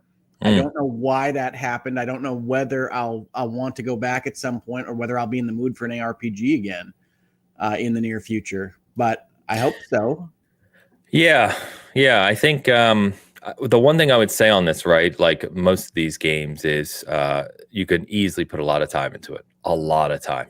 Especially once you start looking at this end game. So we'll see. Obviously, Travis and I will be reviewing it here in short order. It comes out in 2 weeks. So, we'll talk about that after the review more. But I like ARPGs anyway. So this one, I've supported Path of Exile since day one, or near day one of their betas many years ago. And I'm super excited for it. It's fantastic. Well, good. So, yeah. All right. Okay. So let's. Are we about to talk about the Game Awards? We're going to get there. In one other Hogue Note game before we Please do. Go ahead. Because it's a recommendation I have for Travis. Ooh. And that's not very often that I have a recommendation for Travis. But it is. Your recommendation is kill yourself. That would be the most G thing if you said that to me. But it is an action adventure game of the type that was made popular by LucasArts back in the day. Ooh, okay. And it's a game that I found to be fantastic. It's funny. It's gorgeous to look at in modern pixel graphic form. And it's about murder. So I figured it was Travis's cup of tea. But if you haven't heard of it, Travis, it's a game called Locomotive, which is about a murder on a train. It also the train's name is Charles. Crazy motive. No, I'm kidding. The train is not a name. But it is very much a game made in that LucasArts framework. So the old Monkey Islands, that kind of thing, that kind of feel. And I highly recommend it so far. I have not gotten to the end yet. Oh, I love this art. But I think it would be a game that Travis would enjoy. It's on the Switch. It is on the Switch. We're getting it on the Switch, boys. On the Switch. We're getting it on the Switch. $16. Sold. There you go. Sold to the highest bidder. Whoever made that game, that's one more sale for you. I wish I knew who you were. Like all Is Hogue the recommendations, I'm sure okay. I will hate it. Is the writing up to par with, you said Lucas, arts games? It's got that kind of goofy Ron Gilbert-esque writing Okay. style. I can't proclaim it to be as good as that was at its heights. Sure. But it's got that kind of zaniness and feel to it that I really enjoy. It's also all voiced. Nice. Okay. Very cool. All right. Let's jump over to Game Awards then. So like I said at the top of the show, we're going to do our annual kind of guesses here. We're going to go through every category. I'll share those on the screen. If you want to play along with us, you are more than welcome to do that, of course. Yes, we've had our fun. Now let's get into our deep debates and sadness. Travis is gone. He's dealing with some bad allergies. If you haven't noticed him basically blowing his nose every 10 seconds. So that's fine. I've got to get this set up anyway because I've got like multiple screens running here. So bear with me and we'll get going. Yes. The high-end audio-visual presentation begins now. Now, if I can actually get there. That's not going to work, is it? There we go. Okay. Look at that. So, start with the one we know the best. Yeah, I mean, you start with the biggest category. That's what I've always told. So, I kind of did these in backwards order of how they were listed. So, Game of the Year will be at the end. So, I figure we'll knock these out. But anyway, I don't know anything about anything esports on these lists, so we can go through these. I figure we'll have our conversation around Game of the Year, some of the missed nominations in our opinion. We'll do that after we vote. So let's just go through these, and then we'll have our kind of deeper conversation afterwards. I'm sure we all have a lot of opinions about all the statement before we get on with our guesses.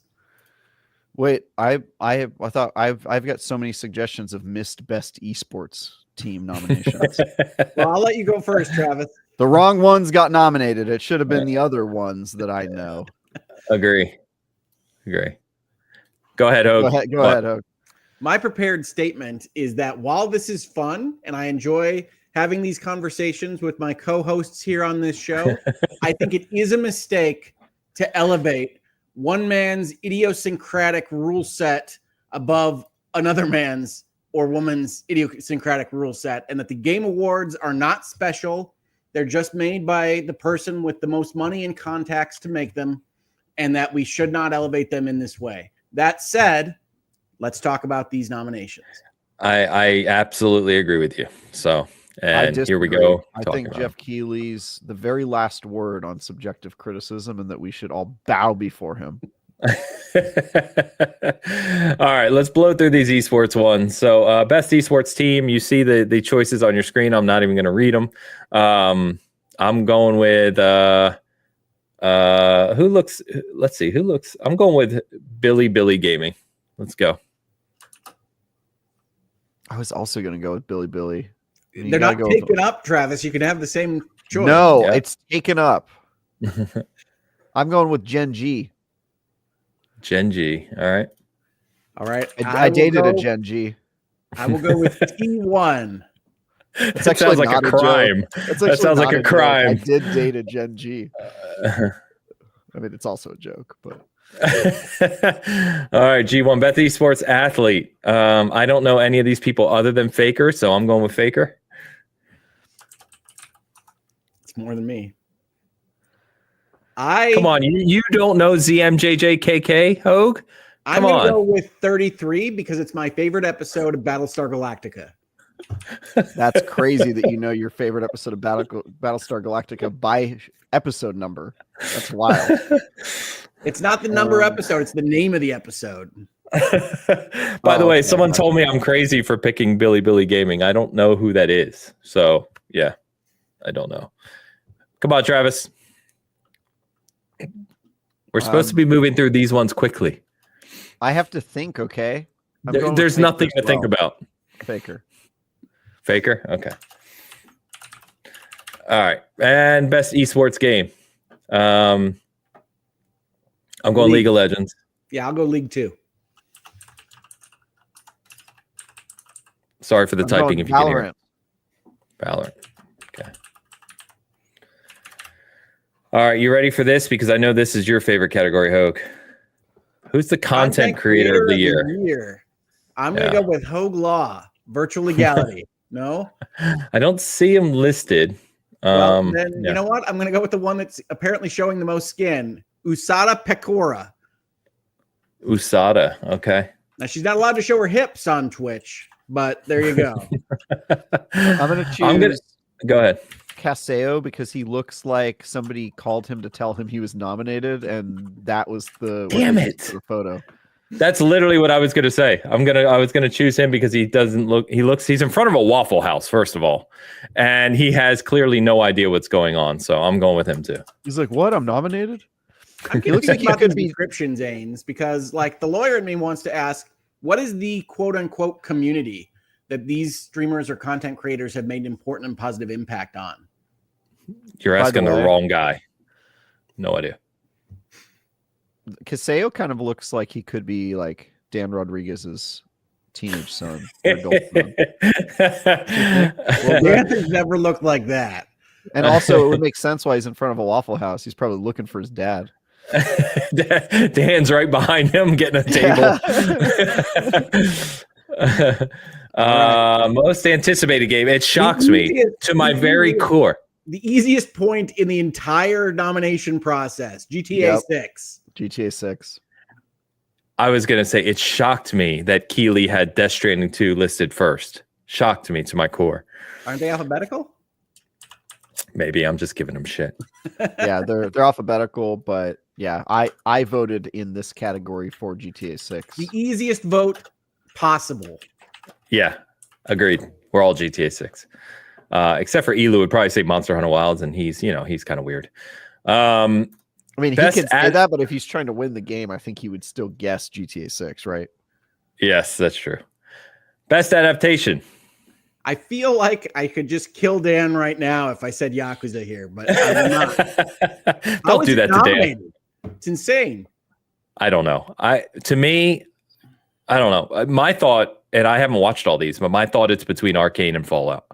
So I think Arcane is the best. I think more people have seen Fallout.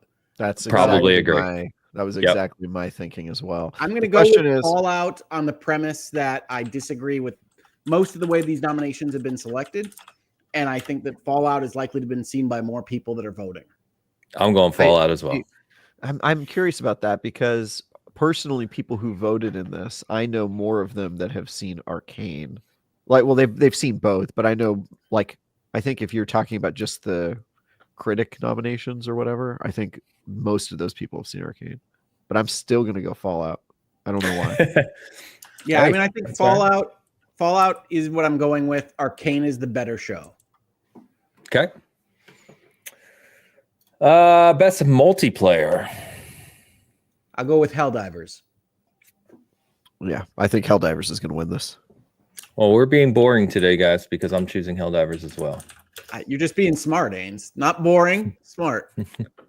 Well, he's a little column A, a little column B. I was going to say, never been accused of that before. Moving on. Best sports and racing. The weirdest category combination. No, this is the best category. Makes sense. I'm going to do best puzzle or shooter as my category for my game. Let's see. I'm going to go with EA Sports FC 25. I'll go with WWE. Okay, WWE. Sorry, I'm trying to get this organized. I'm going to go with F1. We'll go 3 different ones this time. It's going to be Top Spin. Best. Hey, I reviewed Top Spin. It's actually quite a good game. Best sim strategy. You complain about sports racing. I don't know if these games could possibly be more different. Sim strategy. I don't know. So IGN has a like an expert in strategy games, and she tweets like every year a storm about this category and how insane it is, and also how bad their picks usually are. Especially last year, she was like, "How the heck are these the ones that were nominated?" My answer, guessing winners, is Unicorn Overlord. I think Kunitsugami is the stronger game. Okay. I remember you liked Unicorn Overlord too. I do. Unicorn Overlord's a good game. See, I think Kunitsugami will win. I think because I know more people who've played it. So Is that what you're going with, Kunitsu? I'm going with Kunitsu, yeah. Wow. Okay. We're gonna have 3 different ones again then, because I am actually gonna go with Frostpunk. Frostpunk is great. Really, really good. I just don't know anybody who's played it, and that's what this comes down to a lot of the time. Yeah, I agree. I'm not really trying to win. I'm just picking. Best family game. Another great category. What makes them family? Is it colorful pictures? Apparently. Can't you tell? Cartoons. Yeah. Well, I'll have Astrobot. you guys know. I've nominated Slitterhead for this category. I don't know why I didn't make it. There are families in Slitterhead. They mostly Yeah, are- exactly. You slit their heads open. I'm gonna go Astrobot. Yeah, Astrobot, definitely. Astro. Yeah, without a doubt. Because it's not going to win Game of the Year, so they'll have to give it something else. Also, I love that this has been simplified to best family. If you go back, it just says best family, which That's where Yakuza should adore. win. Yeah. Best fighting game. Tekken 8. Tekken 8. Yeah, both Tekken. I'm gonna break ranks here only because I've seen how popular this game is, which I didn't. I guess I should have expected it because it's Dragon Ball, but I'm gonna go with Dragon Ball. Oh, I know you're gonna lose that one, buddy. That's fine. I think there's a chance that the nominating committee gives Dragon Ball the win, Travis. Yeah. No, I think it's wild. Best RPG. I hate this category. By the way, Shadow of the Erdtree is up for multiple categories, apparently. We should not elevate this particular program. Should it be best RPG role-playing DLC? RPG role-playing RPE. Wait, Yeah. okay, so I think Infinite Wealth probably, but I'm going to go with Metaphor. No, I'm going to go with Rebirth. Your favorite game of the year. I know that. I voted for Infinite Wealth. I am guessing it's Metaphor because everyone at IGN thinks Metaphor should be game of the year, which, yeah, I think it's going to win this category. I'm going to go Metaphor as well. If it was my personal pick, although I need to play more of it, but for me, it'd be Infinite Wealth. But all right, action adventure, which, Silent Hill 2 is what I think of. So you have Silent Hill 2 and Zelda Echoes of Wisdom with Really? Astrobot in the same category. Adventure? That's crazy. In the same category. What? This is what happens when you don't enforce any rules. What are we doing?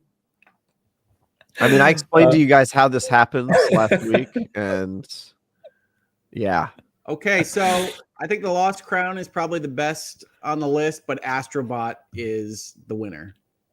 I think Astrobot is going to win. It's not really. You both do. Astrobot should not be in this category, but yes, it should not. It's sort of stacked, and I assume this will be its consolation prize for losing game of the year. Is there not a platformer category? I don't believe so. There is not enough platformers come out every year.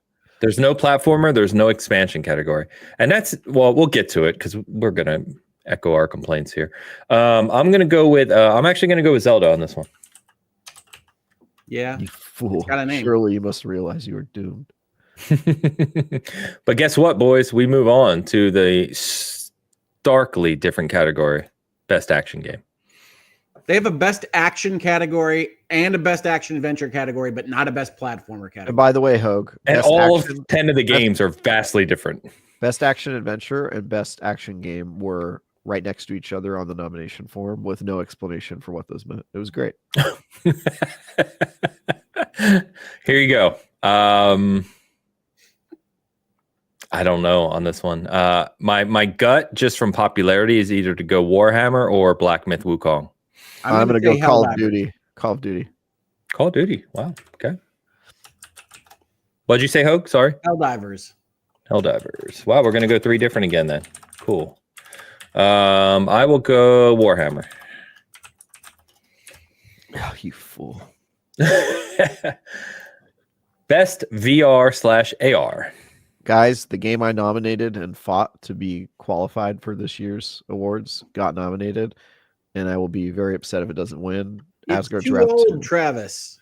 No, it's not. I checked with the rules. That was I one of the. understand that it's allowed to be nominated. I'm saying it's too it's not going to. You need a name in this category. I think it will win purely because I have been posting about it every week for a year. Well, Asgard's Wrath 2 deserves it. I'm voting with my heart on this one. Yep. You fool. I tend to agree that Asgard's Wrath 2 deserves it. But I think we can test Travis's ability to move the people in the gaming industry on this one. That's right. And I nominated for it and was the person asking clarifying questions to make sure this game, everybody knew this game qualified. So if it wins, that's me, dude. I'm taking credit for it. I think just like Hogue, based on I haven't played. Let me look here. I haven't played any of the 5 of these. 2 is freaking amazing. I'm not going to disagree with Travis on that. I also don't think it's going to win. Batman. I trust Travis, and I'm going to vote Batman as well. Yeah, no, Batman has a very good chance because it's recent and it's got the Batman name attached to it. But yeah, again, well, it's supposed to be very good. It's good. Okay. I beat it. It's okay. Yeah. Okay. Mobile. Balatro. Oh, I would have said Balatro hands down without any question until my entire feed for the past 2 weeks has been Pokemon. It's good, but it's not really a game. It's not like a separate thing. You act like there's criteria here, Hogue. I act like on the margin, certain people will be convinced that it's not. And in terms of this list, where a lot of people might not have any recognition of it, one game being nominated for Game of the Year is going to be very helpful. That's true. That's fair. You almost convinced me, and yet I'm still going to say Pokemon. No. But perfectly fair. Debut indie. Well, Balatro. I'm going Balatro on this one as well. It's a good list. I mean, Plucky Squire is getting more credit for what it was like. Animal Well will be a close second. I was going to say the same. Yeah, that's really highly regarded too. I was going to say the same thing, Hogue, is that Plucky Squire, I was pumped about that game, but everything I've heard since its release is it really didn't do a whole lot with what people hoped it to do. It's not a great game, but it was a really good marketing campaign. Yeah, but I agree with you. It feels like it's getting nominated a lot. Best independent game. So, okay, the best game on this list is Lorelei and the Laser Eyes. Balatro will win easily. I think the best game on this list is UFO 50. And I'm gonna vote for that's probably a bad idea. Technical achievement creative. You got Balatro 3 times in a row. It's what they put in front of me. Yeah, I got you. I'm gonna vote Balatro too. Even though UFO 50 should be the answer, but whatever. UFO 50 is wonderful. I still haven't played it, sadly. I think it deserves this category, but best. What did I miss categories? Why my list is I screwed something up on my list, but that's okay. Let's keep going. Best community support. Baldur's Gate 3. Baldur's Gate 3 is the right Actually, answer. You know what? No, I changed mine. Helldivers 2. I'm sticking with Baldur's Gate 3, which was the right answer when he first said it. Okay, wait, you're going. I think all of the social media stuff Helldivers 2 will carry it. Oh, you guys got me. You guys both make fair points here. Baldur's Gate 3 is the defending game of the year, added mod support, and has more people playing it this year, primarily because of the community support that they had. Easy win. The lawyer came out of him. My argument is there was a ton of social media engagement. Helldivers 2 is broken well beyond the relatively niche pool that Baldur's Gate 3 attracts. They did a great job, but it was primarily ended in May. Yeah, I still think it'll win. Okay, I'm going Helldivers. You convinced me. Best ongoing. Sorry. Yeah, I screwed up my list. I'm missing. No, I'm missing a whole bunch of things here. I don't know what I did on my sheet, so I'm sorry. I'm trying to fix this in real time. Best ongoing. What can I ask a question? Which I know we're saving our questions for after this, but why is World of Warcraft never up for this award? Because it feels like you want to put it on best MMO, which is never available. I don't know. It's not good. Boom! Come on now. Get him. Get him. It's mid. Get him, chat. I suspect it's because World of Warcraft has so many people that play it and follow it that there are enough people that think their community support is crap to keep it from getting up on this list. I'm gonna go Helldivers 2. Destiny 2's on here. Come on. I mean, the expansion that it came out with this year was good. But that's the same as World of Warcraft. They had 2 expansions that people adore from the community I talked to. Yeah. So I can't care too much about this random list. It's Helldivers 2. Helldivers for Hogue. What'd you say, Travis? Helldivers. I said it before him, just to be clear. You did say it before me. Do you get a bonus point for that? And I said it more sexily. I think that's also because if we're giving bonus points away for saying things faster than Travis, I really don't think he wants that to be the rule. It's probably true. By the way, I'm going Diablo, so screw it. Diablo is where my heart is. I think that is actually the best ongoing game, but Helldivers has broader appeal. What? Another category I don't have on my list. Impact. What is the pro-social meaning or message in Senua's Saga Hellblade 2? We don't have time for me to describe that to you fully, Hogue. Try to be less psychotic? I don't understand the... That's a fair point. You know, at least try to be less psychotic. I mean, I understand that it's got it in the game. And that's like, that's the pro-social meaning is we could talk about psychoses. I don't know why it's up on this list. I don't know. Zero. You're gonna go with Zao, okay? Yeah. I mean, Salim was at the Game Awards. It's prominent for that. Zao's a good answer. I don't. This is a hard one to grade. Oh, look at. I don't even know what closer the distance is. What is closer the distance? Do we know? Sorry. Does anyone know? No. I did not play that game. No, and Indika, I've heard great things about. I actually have a physical copy, but I haven't started it. Super weird. That's next Mafia 3. This would be hard to get a coalition around. And Neva has some very positive stuff about it as well. From Never heard of it. Greece, right? I'm gonna go Life is Strange just to be different. Yeah, I mean, look, because I can't pick out the messages of really most of these games, because Senua is just, it's okay to be psychotic. Zao is, it's okay to have somebody die. Indika is, don't gamify every aspect of your life. Neva is, like, nature matters.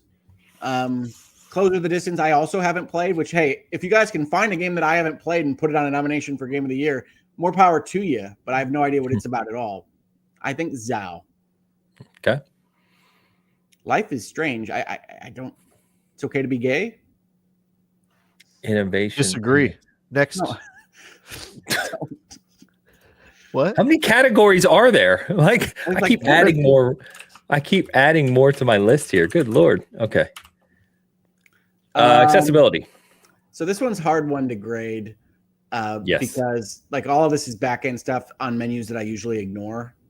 And for people that this really matters to, like there's probably an obvious answer here, but I don't know it. So the only one I've talked about at all with people in the accessibility realm is Lost Crown.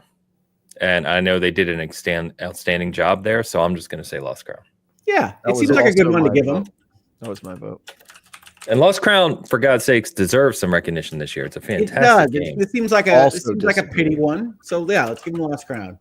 Also disagree. Lost Crown might be the best Metroidvania in years. Yeah, 100% yes. All right, absolutely. So I know who I would vote for here, and that's Humberly Gonzalez because I think she basically makes Outlaws. I have no idea what else she's been in. I've never heard her before, I don't think. I think the one that's likely to win is Brianna White. I think she is the worst part of Final Fantasy VII Rebirth, so I'm not going to say that. I'm going to go with Melina Juergens for mocap. I'm going to go with Melina as well. Okay. Nice. I think a lot of people are going to vote for that because they're like, oh, yeah, the mocap lady. Yeah, because I don't think, in terms of lines that she speaks, I don't think I can name any of them. Like, she was completely a non-entity in what she actually says in that game. But the mocap She has a good face.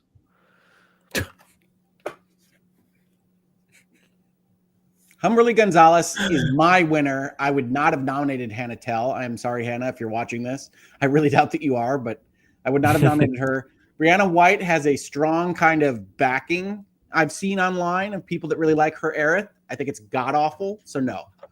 Wow. Hannah's in the comments right now going off on Hogue. Yeah, it's bad. Whoa, yeah, we may have to moderate. We may have to moderate. I just deleted her comment. That was really out of line. And by the way, just crazy. Because of the love for Final Fantasy, which is crazy to me, I'm choosing Brianna. I didn't like the remake. It's not unique to Rebirth. Yeah. Best audio design. Hellblade 2.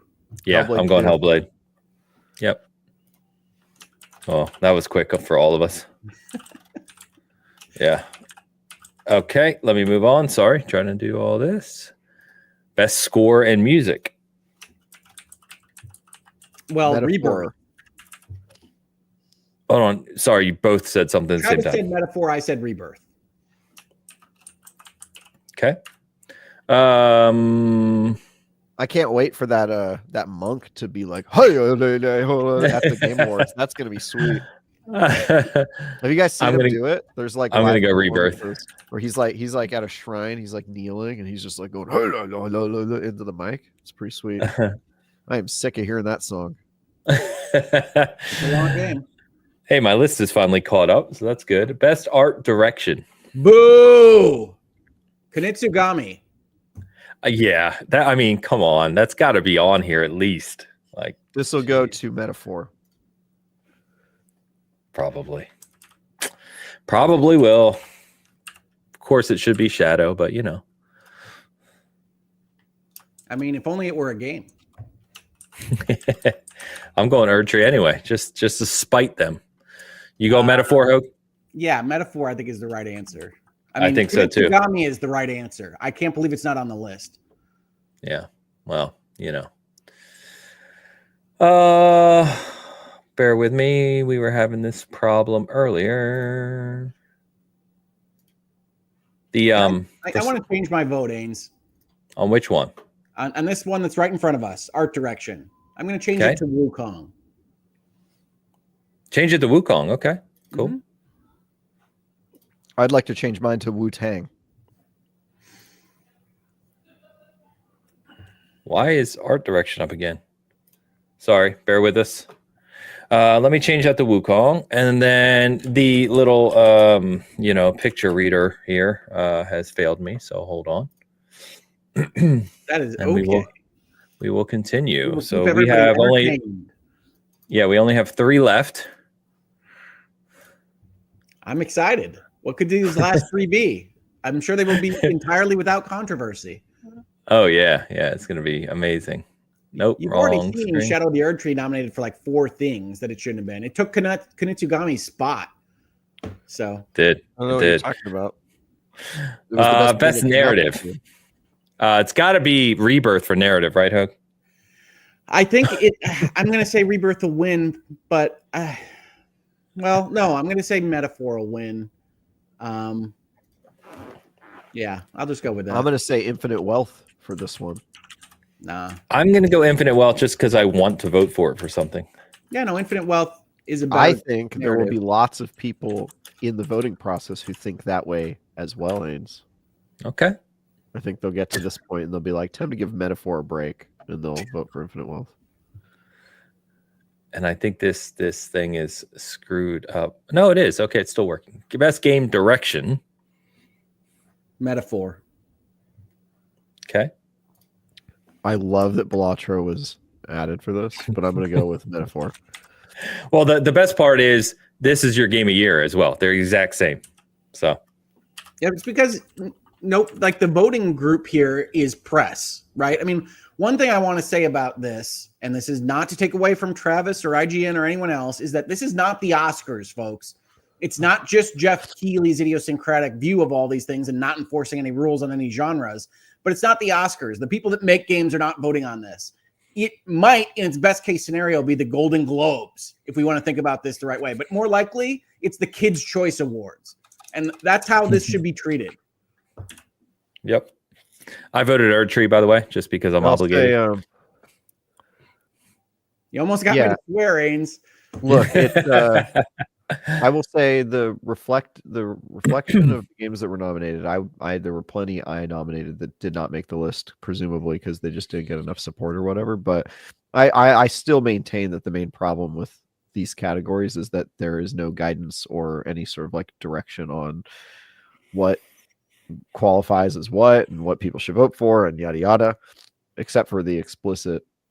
Really, the only guidance that we got was the explicit reminder that we were allowed to nominate expansions for Game of the Year. Yeah. Yes, although the one sentence here that says recognize a game that delivers the absolute best experience across all creative and technical fields would seem to eliminate the application that will not start on its own.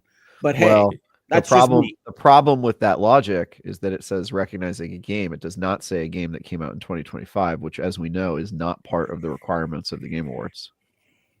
2024, you mean? But yes, he does mean 2024. I was going to just let it slide. And so so in that case, it came out in 2023, but it still is a game.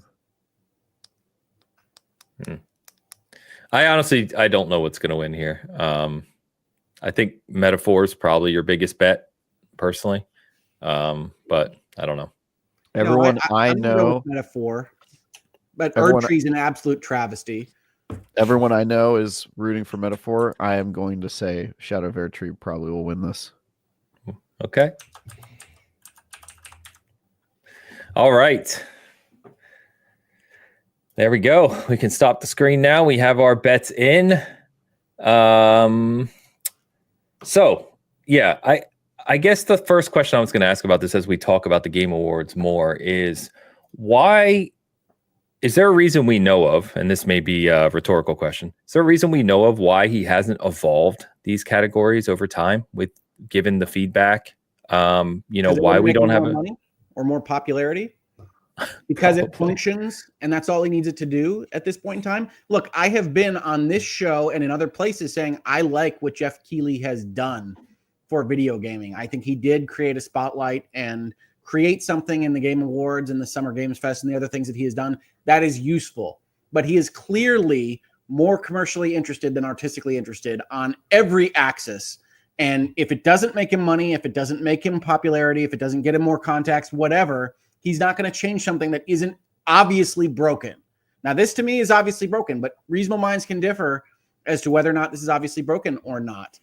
And so he's not going to fix anything. He's not going to spend time doing something that he doesn't think is necessary because what he cares about is selling you Bic razors. I think we've talked about this before, but the summary of my feelings on the Game Awards as presented by Geoff Keighley is that it is a pretty good game show, announcement show, but it is a absolute travesty as an award show. It's terrible. The inclusion of random stars every year to make us seem the games industry seem like it's bigger than it is when it actually just makes us look like the Kids' Choice Awards, having a celebrity guest at the end of the show. Terrible. The inclusion of trailers and ads all over the place that you would never see in the Oscars. They don't show the trailers for the movies coming up the next year at the award show, and just a complete lack of focus on celebrating the creators of the games that we are there to celebrate, which is the stated purpose of the show that they actually spend about maybe 5% of their time actually doing. I have a lot of problems with the flow of the show. The nominating process, now having been a part of that, I think is just a little too loosey-goosey. The categories not left up to the nominators, and also because it's not clarified and not set by them, just creates a more kind of amorphousness than you probably want in an award show, and you get weird results. Yeah, I think you guys said it very well. I don't really have anything to add. It's disappointing, I guess I would say, because to your point, there's the chicken and egg conversation of like, if it was more focused on what we believe it should be, more guardrails on the categories, more what I would call proper definitions, more focus on the developers and the people behind these games that we need to celebrate, would it get the same amount of views? I don't know. There's plenty of other awards show that probably deserve more eyes on them, like the Golden Joysticks or others, right? By the way, I want to put this up that Shadow of the Erdtree won Best Game Expansion at the Golden Joysticks, which is crazy. It's almost like they have a category for expansions. Pretty good on them. So, but yeah, I just think like it's. I think a lot of us enjoy it for the trailers and look at it as kind of our winter E3, for lack of a better description. But I think that detracts obviously from the point of an award show, and we need to celebrate developers more. This is a good opportunity to do that, and he doesn't do it well. So yeah, I think my favorite part of the Game Awards is not the announcements that I know people love. But in general, I can wake up the next morning and watch the YouTube trailers of whatever was shown the night before. My favorite bit of the Game Awards has been in the past, and they don't do it as much anymore, but the kind of celebration of the year in gaming video that Jeff Keighley used to make that started the show, right? I always really like those, just a sizzle reel of things that you experience, because one of the problems that I have with the nominations and the categories and the show in general is that it does not remotely capture 1/10 of the experience of playing video games in the year that we're talking about here, right? And I know I'm Hoag's Notes and I play all these wacky things, and Travis makes fun of me for it, but the breadth of what you can play in video games is so much grander than any of these nomination lists can possibly convey. And even the size of the list is probably ridiculous for what it seeks to achieve. If you think about the number of movies that release in English per year, or in the North American kind of markets, and it's like 500 or 550. And the best movie of the year category at the Oscars can have 10 nominees. And however many thousands of games release in a year, we have 6 nominees with completely ridiculous categorizations and an expansion thrown in. You're not going to get a feel for this industry that I love so much. And yes, I think Jeff Keighley has been important. I think he's done a good job in a lot of respects. But it's time to put him out to pasture. It's time to move on. There are better award shows. There are better people talking about these things. And it's time to stop elevating this ridiculous notion of awards at the end of the year. Also, one thing that I think the Game Awards are really missing, having gone through the process, is, every year at IGN, even before I was a writer for them, I was just in their office working on other stuff. The biggest part of it was like the big debate, right? It was like a congressional hearing. Like everybody would get around and they would talk about games they would play, and they would share experiences, and they would argue about it. And then people who hadn't played games would hear about a game being argued passionately, and they go, you know what? Let's pick this up again tomorrow. I'm going to go and play that game today. Right. And then they would have an opinion about it. And people were moved. People were like, oh, actually, you're right. Or, hey, I forgot that game came out in December and should qualify. And they would go through all of these, the process of like persuasion and debate, which I thought was really cool. And then during COVID, because everybody was remote, that process of debate sort of stopped, because it's a lot harder to do it in a Zoom meeting when it's less dynamic and all that. And it's something that IGN has gone out of its way to like return to this year, and I think last year as well, and just like make sure that there's more like discussion and dialogue. The Game Awards, you don't even know who your fellow nominees are. You don't know. It's like a very opaque process, right? And the lack of like coordination, there's no like chat to be like, hey everybody, what's going on with, what do we think for this, or what games are you guys nominating, or why do you think this game should, or maybe I should go play that game I haven't played. All that stuff is like non-existent. I think you have to have that. I think if you're just throwing up a random thing, because even I doubted, like I filled out the form and didn't send it in, and then like the next day I went and looked at it and I was like, oh, these are terrible. I completely forgot about like half of the stuff I wanted, and I changed like half of my answers, right? And I think it's tough to view the stuff in isolation without having somebody to remind you or point out games you didn't play and all that stuff. And I think so long as that's the process and there's no kind of debate, you're going to just get weird results forever, because there's no chance for people to establish rules about what qualifies and what doesn't, or to voice opinions about games that maybe you missed.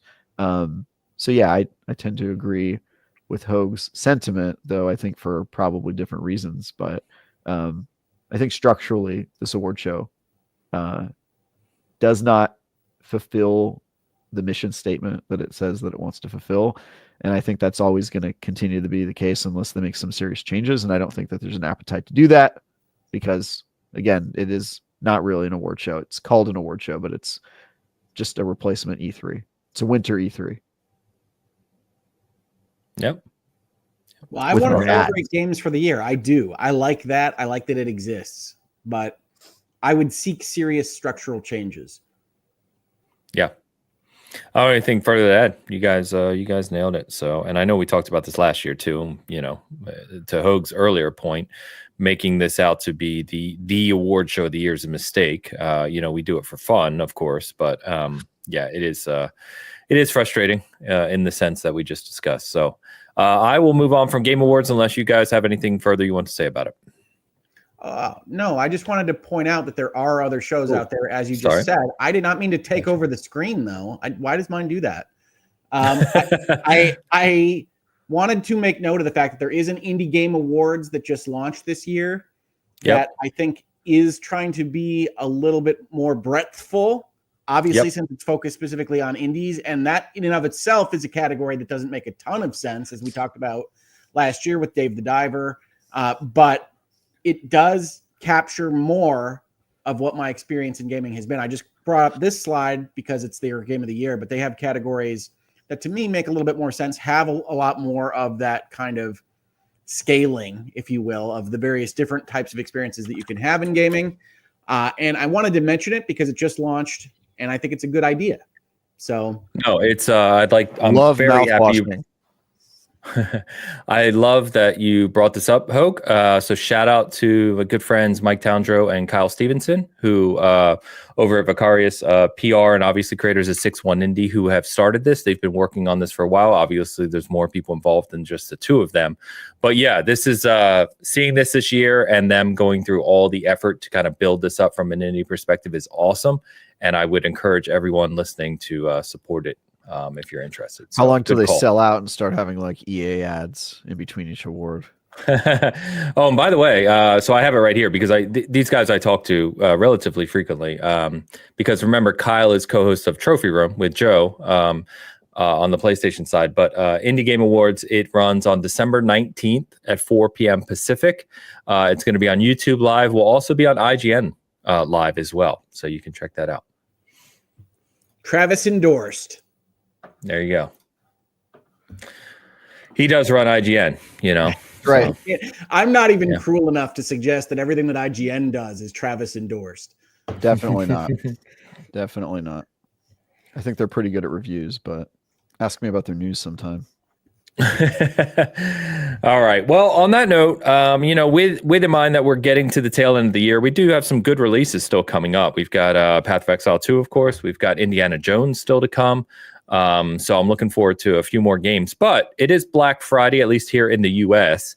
A lot of deals to be had over the next couple weeks. So what games, as we've talked about throughout the year, games you missed, games you wanted to play that didn't, what games, anything you're looking to pick up, anything you would suggest to the audience that was maybe overlooked earlier in the year? Well, I think you heard some of them in our nomination kind of guess game here. I think Kunitsugami is one that people really shouldn't skip. And it is a fantastic game that should be more highly thought of by the press long term. It should have been nominated for art direction, most definitely. But it is a fantastic mix of strategy and action, unlike anything that you have likely ever played before. So please do check it out. It's from Capcom. It's not an indie studio, but it is a great game. Sad reading that. Yeah, sad reading it didn't hit their expectations, whatever, as always, expectations, whatever they were. But, you know, I agree that deserves a bigger look. And remember, it is on Game Pass, too. So you got to help that dancing lady get to where she wants to get, you know. You know, that was the original name. Then they went with Kunitsugami. That's the name of the next expansion for that game. It's a terrible name for the Western audience. I understand why it doesn't react so well. Kunitsugami is hard to remember. It doesn't mean anything to us. A lot of people just say Path of the Goddess because that's the subtitle. But you should definitely check it out. Kunitsugami, Remember the name. It's easier to remember than Towers of Aghasba, I swear.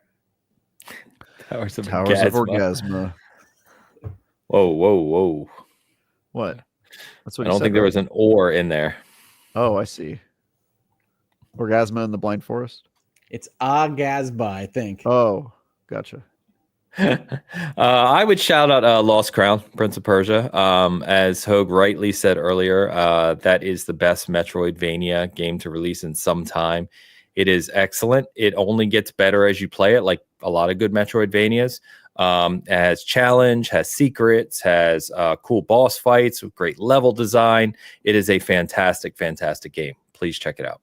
It's great. You'll just miss the pixel art some if you love that, but it is great. Yep. Terrible game. It's not Elden Ring. Someone in our chat also called out Suicide Squad. I know it's taken its lumps this year for numerous reasons. It is a fun game. There's a lot of fun to be had there, and you can get it cheap. So recommend checking that out. I actually just got Helldivers real cheap. I hadn't played Helldivers, so I just got that for $19. No, so I'm going to be checking that out. Suicide Squad has very fun moment-to-moment gameplay. It's probably a poor fit for the Arkham label and led to people misexpecting what they were getting. But it is very fun and has a lot of interesting ideas about combat in general. So Suicide Squad, which I initially laughed at when you mentioned it, is an interesting pick because it isn't something that people have necessarily played already. Yeah, it's not about picking. I'm not talking about the best games of the year here, right? It's stuff you can probably get for cheap at this time of the year that are worth a play. That's all. I would nominate that game if there was a category that was like the opposite of best ongoing game, best off-going game, best game that will not be going on for much longer. That would be that will not be going on. Yeah, it would be Skull and Bones. It would be, could have had best game that resulted in immediate studio layoffs or closure. Oh God, that would have been great. Concord. Yeah. Yeah, I think I would recommend Concord if it was still live. No, but that best game that will not be going on, that would be Concord, Suicide Squad, Skull and Bones, and I think Concord takes the cake. Man, I still miss Concord. And what did you just say about Skull and Bones? It will not be going on for much longer. You are wrong. Skull and Bones will have a long and storied history in video gaming. Okay. Guys, let's clip that and go ahead and put it on Tombstone. Send it straight to Ubisoft. Oh my God. I'm looking through like release schedule to try and see if there's any games I'm forgetting about. Well, I really like Pacific Drive. You saw that referenced as one of the games. Yeah. With art direction, maybe. Pacific Drive is a really unusual game, a little bit clunky, but a really strong kind of unique direction. And since we were just talking about Stalker, it also has an exclusion zone. So get excited. You just love exclusion zones? That is one I wanted to play. Another one that I know a lot of people. I live in the exclusion zone. Another one that I know a lot of people seem to vibe with is Dungeons of Hinterberg. So that came out in July. A lot of people really enjoyed that, but it's kind of gone by the wayside a little bit. Hinterberg's great. It's just a little bit one note. Okay. The exclusion zone is where you go if you're so far into the friend zone. You enter the exclusion zone. That's where I live, dude. That's all me. That's me. That's it. Yeah. Just looking through. Yeah. I don't know if you've heard of it, but I would recommend this thing called Shadow of the Erd Tree. It's really good. Man, I can't get far enough in freaking Elden Ring to play Shadow of the Erd Tree. Try not blocking it off to 90% completion. First of all, it's like 85. 70. Yeah. Yeah. Okay. So calm down. All right. My bad. Don't freak out. And also you have to play a boss that's probably harder than most of the main bosses, but it's not a big deal. Whatever. It's easy. Come on. It's easy. Easy. Come on. You know what? You guys are unconvincing as to how difficult anything is in gaming. I got to tell you. Moog isn't hard. Come on. Moog's pretty hard. Moog's pretty Hogue can't beat Moog. Come on. Moog's better than Hogue. Hogue can barely get past the freaking first guy. So you know what? Elden Ring, I popped back in because of the Shadow of the Erd Tree nonsense. Did my first little couple of hours as I usually do. Backed out to something I was enjoying my time with more. It's my standard relationship with Elden Ring. First Fair Guy enough. has got to be my favorite from Soft Boss. I love First Guy. First Guy, yeah, they always He's have a good first guy. Really good. You Yeah. play like a Well, technically, knockoff the Elden first guy Ring. always murders you. Yeah. So I mean, the first real guy. It's the Canadian version of Elden Ring. First Guy. I want to know how many times Ains gets past the first murder boss, and doesn't wind up going to the dead pool. I think I've only done that in Sekiro. All I killed the From Sekiro software boss. games have a guy that kills you, and then you figure out how their progression works. But you Yeah. can, in fact, beat them if you're just crazy. And I figured Ains had done that. Oh, no, those guys, like the hardest one in that vein is in Demon Souls, actually. Demon Souls has a demon that you literally fight right at the beginning, and you do hardly any damage to him. You literally can kill him, but it's very, very hard. I got Sekiro. I think that's the only one I've killed. Elden Ring, you can do it as well. Sekiro? Yeah. The coolest part about Elden Ring is where you start at the very beginning of the game there. You got me going now, Hogue. Yeah, you did start this. Yeah, you go back to it later in the game, and you go through the same buildings, find new stuff, and you fight that boss again, and you can kick his ass. Okay, but they do that in every Souls game. So you can always go back to that first place, and it's got new loot, and you're like, oh, I'm so much stronger now. Look at progression system. Look, Shadow of the Erd Tree put me on a little bent this week where I was playing like Souls-ish games. So I played a little bit more Jedi. I played a little bit more Stellar Blade. I played Elden Ring.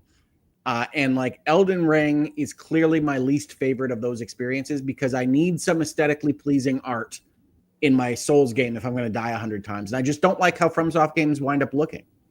It's a shame. If only you saw the other 98% of it. I've tried it a number of times. I'm not disagreeing with you. Yeah, I know. I'm just giving you shit as always. When Erd Tree wins Game of the Year, there's going to be so much opportunity to make jokes about the games industry living in Elden Ring's shadow. You're preparing these already, are you? Okay. Yeah, I'm gonna start thinking about them. We're gonna get the guys on this team. 3 puns on my desk. D. D. Yeah, team is just D and her family. Just the sweatshop.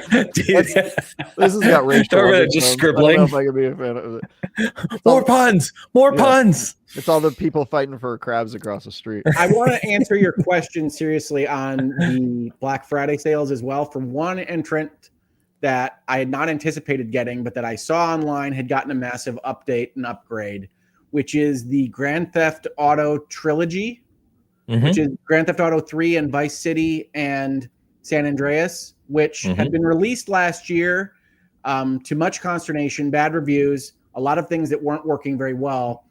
Rockstar took it back. In fact, I think eliminated the studio's name that made the original port of this, added the lighting back from the originals. Everybody seemed to like it. It's on sale, at least on the PlayStation Store for Black Friday, at like less than half price. So I do recommend that now at this point because of the upgrades that Rockstar has made. Cool. I did see people getting excited about that. Yeah, it seems they did a good job of cleaning it up. So that's good. Yeah, so it's on significant sale now. Cool. Well, all right, boys, let's go ahead and wrap this up for the week. So as always, chat, you've been awesome. Please remember to hit the like and, help us out with the algorithm a little bit. And like I said, on the Season Gaming side of the house, I'll just shout out. Wait, I'm sorry. We have a couple super chats I didn't get to. I apologize. This is terrible. We got so busy talking Game Awards that I forgot to circle back on the super chats. Surely you I know. I'm sorry. Sandy, gifting 5 memberships on Hogue Law side of the house. Thank you, Sandy. You're Sandy rough Rock, and you're irritating and you get everywhere. And we love you for that, Sandy. Travis, Anakin Northrop. And shout out to Debbie Dubs, gifting 5 memberships on the SG side of the house. So thank you very much, Debbie.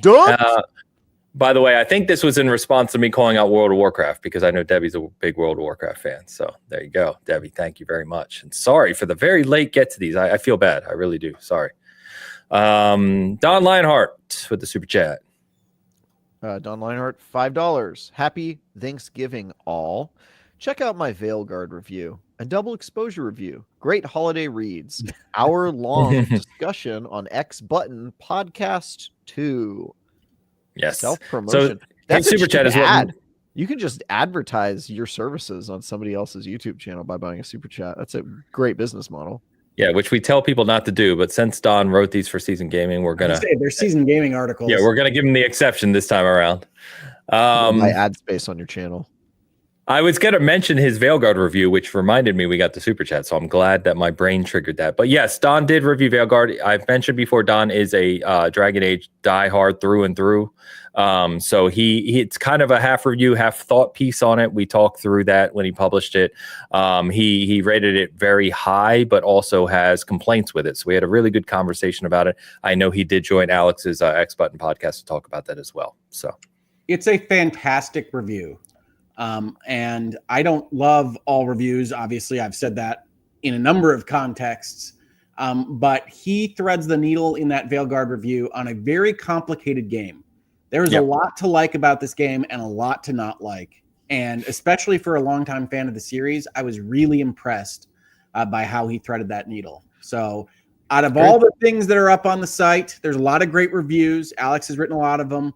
I do want to particularly reference and recommend the Veilguard review because it's the author working through a lot of difficult feelings for this particular product in a way that I don't see often enough in media reviews. So check that out, definitely. Isn't there you go, Alex a PlayStation guy?